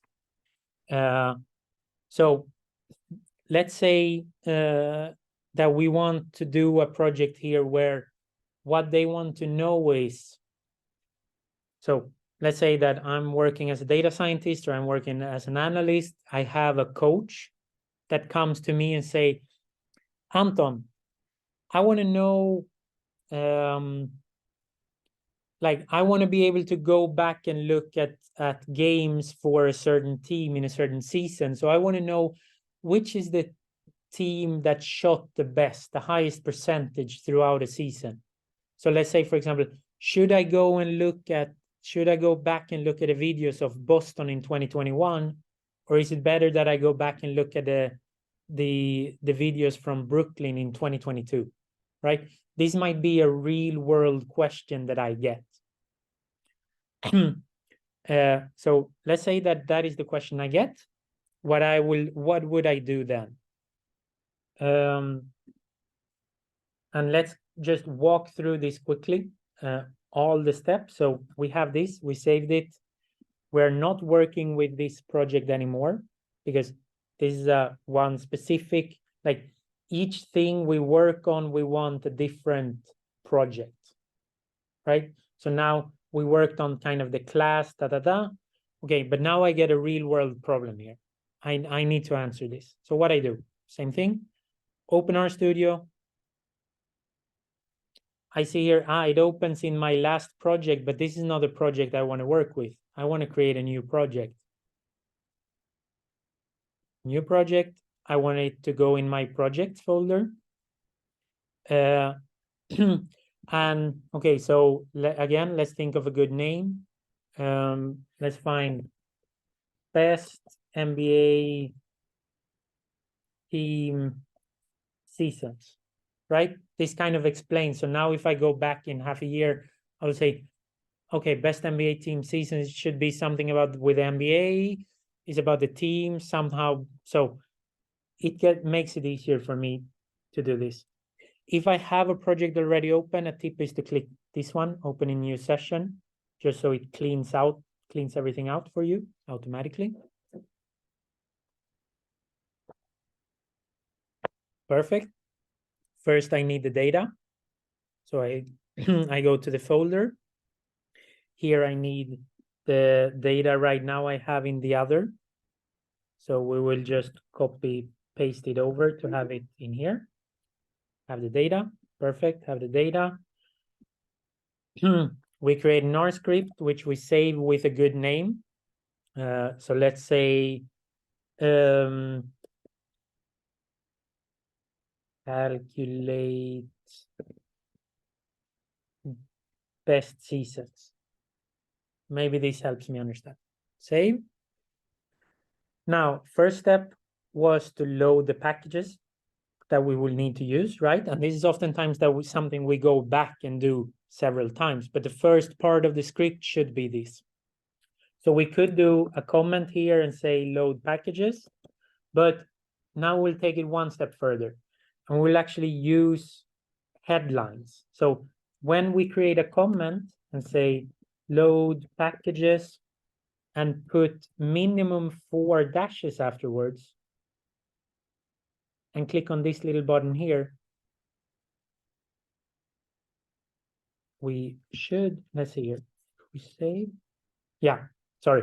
After we put enter in, we see here that we get headlines. So when the scripts start to get longer, we can have these things as help to find the correct place within the script. The other way of doing this, we take this out, is Shift Commando R, or it should be like Shift Control R on Windows. And then we can insert a section. So here we have load packages. Perfect. Here we we will need the tidyverse if we want everything. We run this. Next step, what is the next? And here it might be that we have to get like more packages. So now we want to go to the next section. Next section, what it is, read the data. So we want to read in the data. And here is where we now put player data, which was the read CSV. These ones you kind of catch over time. And again, it was called NBA player data.csv. We read it, we see it works, we've read it. Now, what we probably need to do is to make some calculations, right? For example, we said the one with the best shooting percentage. Okay, perfect. So what we'll do now is we will transform or calculate data. Okay, now we get into it. And now here is where one step is learning the functions. The next one is, okay, getting into the habit of thinking, how do we combine this to get what we want, right? And in this case, I would say, let's calculate first for each season, how many shots did they shoot and how many did they make? So we want the player data. Again, the player data is, right, is one row for each player, for each game, but we are interested in doing this on a team level. So we want to summarize it down to be on team level. So again, we want to group by, and we were interested in each team for each season. If we run this, we can just double check groups, team, season. So we have 90 combinations of, we had 30 teams, 3 seasons, 90 groups in total. Perfect. Okay. What do we need to calculate here? Like we want to summarize it, right? We have too many rows. We want to abbreviate this. So we want to summarize. And we wanted the two that we were interested in was what is the average amount of field goals made? And that was just mean field goal made. And again, we remember, was there missing data? If we don't remember, we just take a peek here. We say, yeah, there's missing data. Perfect. We need to put to remove it. And what more will we need? We need the amount of shots they shot. So average field goal attempts. Sorry, what we can do here is again, option command down, make a copy. And instead of field goals made, now it's command option click. We wanted in both places where it says FGM, we want to change this for FGA, right? We try to run this and we see, okay, we get each team for each season. Since it's grouped by these variables, they will always stay in the summary. So we know which row is which. And we have the average amount of shots made and the average amount of shots attempted. Perfect. Now we're getting somewhere. But what we actually want here is, what is the percentage, right? We could now save this as a data frame and go to the next step, but we are not really interested in having this. So we just continue directly, pipe it into something more. What do we need to do now? Do we need to summarize it more? We need to get to fewer rows? No, we need to keep each of the row we have, right? We want to know what was the percentage for Atlanta in 2020, Atlanta 2021, Boston, and so forth. So summarize, no, because we don't want to reduce the number of rows. Mutate, because we want to create a new variable for each of the rows. So here we go with mutate. We need a name. right? So probably average field goal percentage is a good name. We'll remember this. Okay, equals to the average amount of field goals made divided by the average amount of field goals attempted. Okay, we try to run it. We say, perfect, we get this column, right? So now we have the data. We have it saved. We know this is the data that we want. So now we might then want to save this into a data frame. So we might want this to be field goal percentage or team, because it's on a team level, not a player level. Since we work with player level data, we've summarized it into team level data. What are we interested in? Field goal percentage, and this is still data. So we save it into here. Perfect. We click on it. Now we have the data that we're interested in, right? Perfect. Great. What could we do with this one now? One option is plotting, right? Plotting figures is a great way to visualize data. So now we want to say, now maybe we create a new section that is the plot the field goal percentage. Okay, going back to last week, we take ggplot. Remember, the first one was defining which data and which of the variables do we map to the different aesthetics, so the X, Y, color, and so forth. And in this case, now we learned about the pipe, so we can do the same here. We can do the name of the data, pipe it into ggplot, because if we look at the help, we say first argument is the data, works perfect. And now we have to think a bit about, okay, how do we want this plot to look? We might say, for example, that let's do a bar plot, right? So we get a bar for how high these things are. Then we might want to do on the x-axis, we might want each of the teams. On the y-axis, then we want to have the average field goal percentage. Perfect. These are the two. So we want team on x-axis, average field goal percentage on the y-axis. And now we need to add the geometric. So which is what should we draw? And in this case, we say we want a geom bar. And we try to run this. And we say that we have a problem. Okay. Problem while computing stats. So it's something calculated that is wrong. Stat count must only have an X or Y aesthetics. Okay.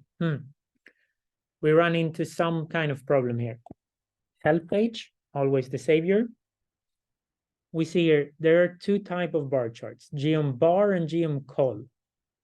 And if you read more through this, you will see that geom bar is to make the summary for you. So what we actually want is geom col. Again, go in, read the help page to get this.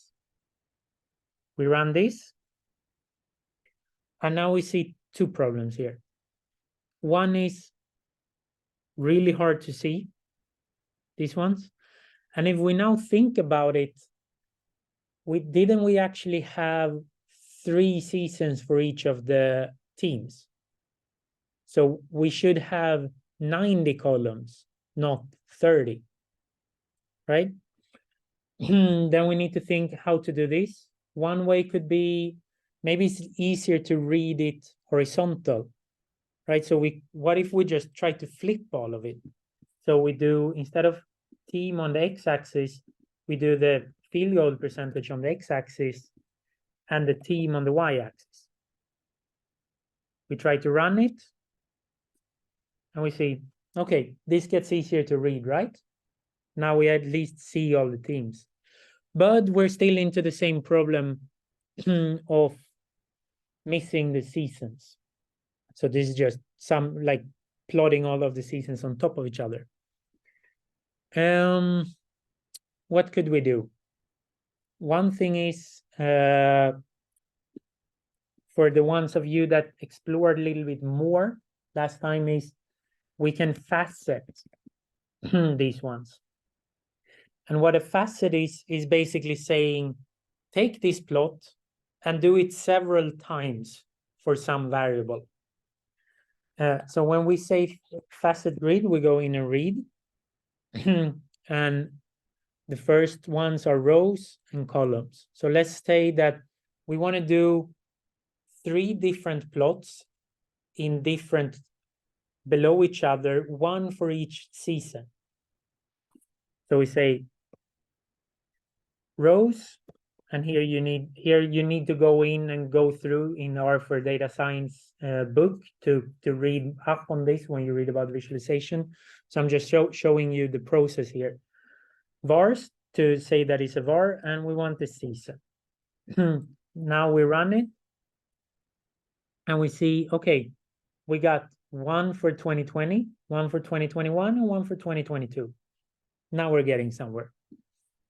We can click on zoom to see it better, and we see, okay, yeah, we have all the teams for all the seasons, and here is the percentage, the shooting percentage. We can see here, for example, that the third to last, so Brooklyn in 2022 had a very high average percentage. But again, these ones are not sorted, which makes it harder for us. But we know that one. We know that function, right? So that one was arrange. Remember that we can arrange in certain order. So we go back to the data, and we say, after we calculated this, we want to actually arrange all this data set in order by the average field goal percentage. We run it. It saved it into the data frame again. If we look at it, now we see that it starts low and it goes higher and higher and higher. Perfect. So now we just rerun this one again, the plotting,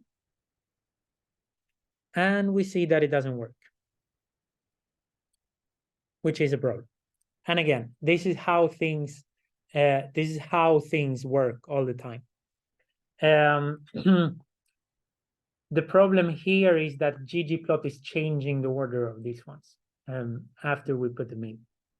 And if you zoom in and see what it actually does, it puts them in alphabetic order.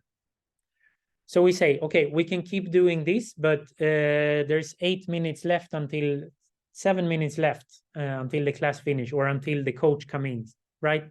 The coach will come in 7 minutes. He just needs this data. Okay, we have the plotting, that's fine, but now we want to say create a summary table. So we want a nicely arranged table to just show the data in a table format. We take this. Okay, again, here we sorted it, but we wanted the ones that was the best, not the worst, right?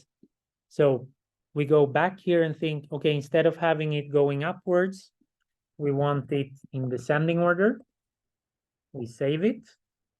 If we want, we go in and just double check. Okay, it's from high to low.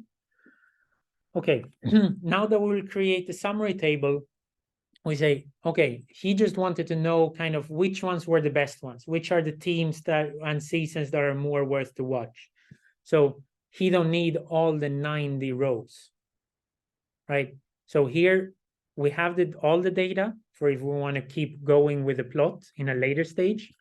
But right now we say, okay, we just want to take this one, the data, and we want to only show the ones where So we want to filter out the rows where the average field goal percentage is higher than, and here we can try different things. 0.45. We try it out, we see, okay, 72 rows. Still a lot, right? Let's try higher. 48. Now we have 11 rows. That's more like it, right? That's a handleable amount of rows for the coach. Perfect. Again, did they want to know, what did they want to know? Let's say that they only want to know the percentage. They're not interested in the amount of field goals made and field goals attempted. So we want to take that out. Again, moving to the next step. And what we wanted to do, we wanted to select. And again, we think we can, instead of having to choose all the columns to select, we can just choose the ones to remove. So average field goals made and minus average field goals attempted. We run it.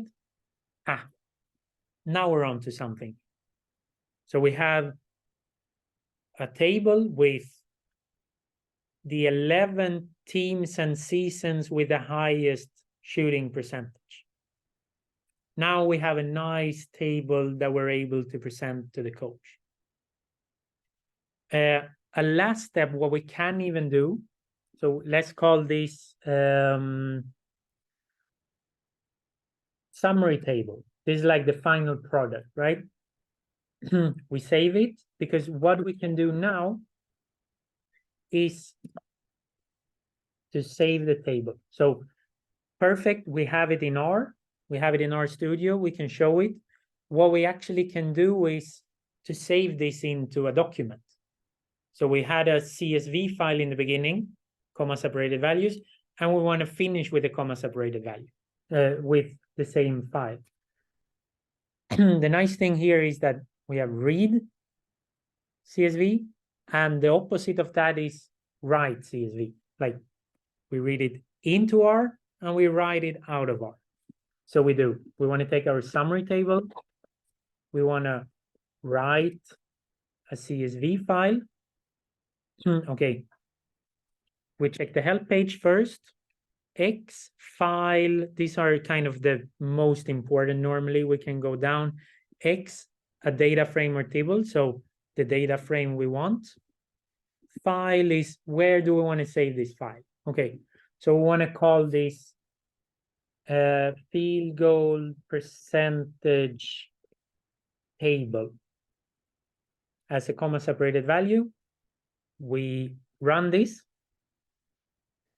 and now we can check, okay, in files, we have this. Now we have the file, so I could just go in, find where I have saved my projects. I get this table. If I open it, it opens by default for me in Excel. We will look how to write into Excel files as well in one of the last class, but for now we're satisfied with working with a CSV file. And we see that I actually get that file that I wanted, like that table I wanted, into a file. So now we actually have, so I save. Again, I have the project with the in data, an R script to make the calculations and changes to the data I need, and the output with the final product. So this is actually a full step data science project, a very slimmed one, but we imported the data, we transformed the data, we visualized it. In this case, we didn't arrive all the way with a plot, but another way to visualize data is with a summary table, right? So plots and table are ways to visualize, to show data. And we saved it into a file so we can communicate it with other people. So we've actually done a full data science project in R. That's the end of the class today. So we will move on next week with looking more into how to tidy data, how to merge when we have several data sources and so forth. But again, we've done all the things. Now we're just getting better in each step of the way. So what you should do for next week, until next week, is create a project, work with transforming data, so the different dplyr functions, these ones that we worked with. They're all very well described in the R for Data Science book, the book that is recommended, and you have the link for the online version in the virtual campus. So in there, go through the transform. So in the first, you have like whole picture is the first chapter. Go through that one. There's one part that is transform. You have another chapter further down that gets more into details of transforming if you want to be even more specific and learn more. Work on different ways of combining these functions. So what we did with the pipe, right? So we take one, we filter, then into grouping, then into summarizing, and work with, just experiment with different ways of getting the answers out of the data that you're interested in. Question? I would like to ask where we can find data sets on Google that we can download to work with. Is there any specific site? There are a couple. I will put this data set up. I will ask Florian to put this data set up on the campus, on the virtual campus. Apart from that, I will send, make sure that Florian uploads a couple of tips on places to download some other data sets. So I will make sure that you have a couple of options to work with good data sets. I have actually a project of my own running with some data from athletes I train. Could I send you some questions on your email about that, because I had some problems to combine them? Absolutely. Just send me emails, and for all of you, send me emails. I will answer as fast as I can and try to help you out. And if it's something that will come in the next class, I might tell you, okay, keep calm, we will look at this in the next class, but just email me with these things, and I'm glad to help. I will not keep you here longer than we're supposed to. So see if you manage to save tables, which I showed. We didn't have time to see how you save plots, but the function is called ggsave. Again, R for Data Science book. When you read through, you will get help on how to save them. See if you manage to create some plots, create some tables, and save them into an output. And again, keep reading the help pages. And apart, I will show you one last thing. I'm terribly sorry. I will steal 5 minutes more of your time. But another great help is, again, the book. Look through the book. But apart from that, most of the packages that we work with have websites, and they have a page on CRAN. So CRAN was, if you remember, where we downloaded R from. So the horrible website that looks like it's from the 90s. This website is where you download R, but here is also where you find most of these packages. You can go to packages and just get a list of all the available packages, which is huge. But again, Google is your friend. So let's say we worked with a dplyr package. So just Google dplyr CRAN. Google, first thing that shows up, package dplyr. Here you get more information about the package itself, right? Which other packages it depends on, who created the package. These are things we are maybe less interested in now. we can get the reference manual. If we go in here, this is basically just a PDF version of all the help pages. So when we look at distinct, if we go to that page, you will see that this page just looks like the help page, with examples in the end and everything. Can be good to know. You have something that are called vignettes, and these ones are basically longer help pages. So introduction to dplyr, if you click on this one, you get like a longer page that explains, that walks you through a lot of the options. This is another great resource if you're working with a package and don't really know, you feel like you check the help page, but it maybe doesn't really answer your questions.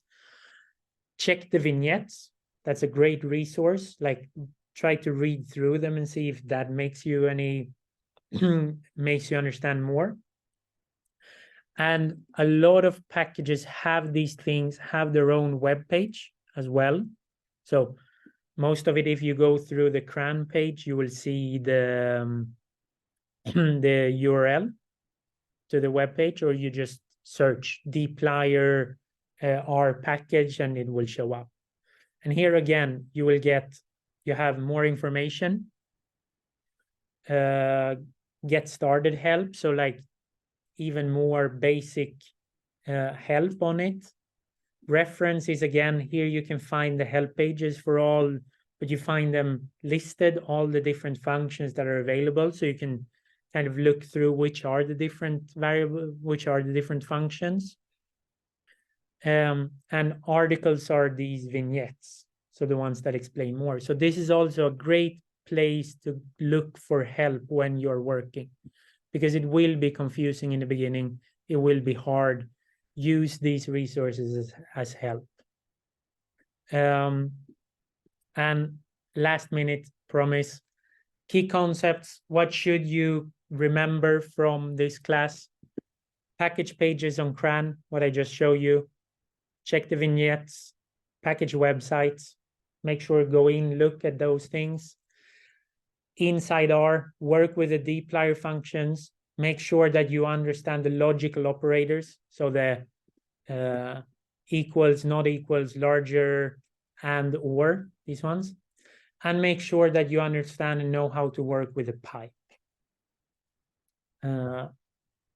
So that's all for today's class. Sorry for running over. Questions, don't hesitate to email me. And yet again, try. Work, try, fail, redo, and that's the only way to learn. Thank you all for today. See you next week, or see you on my email with questions.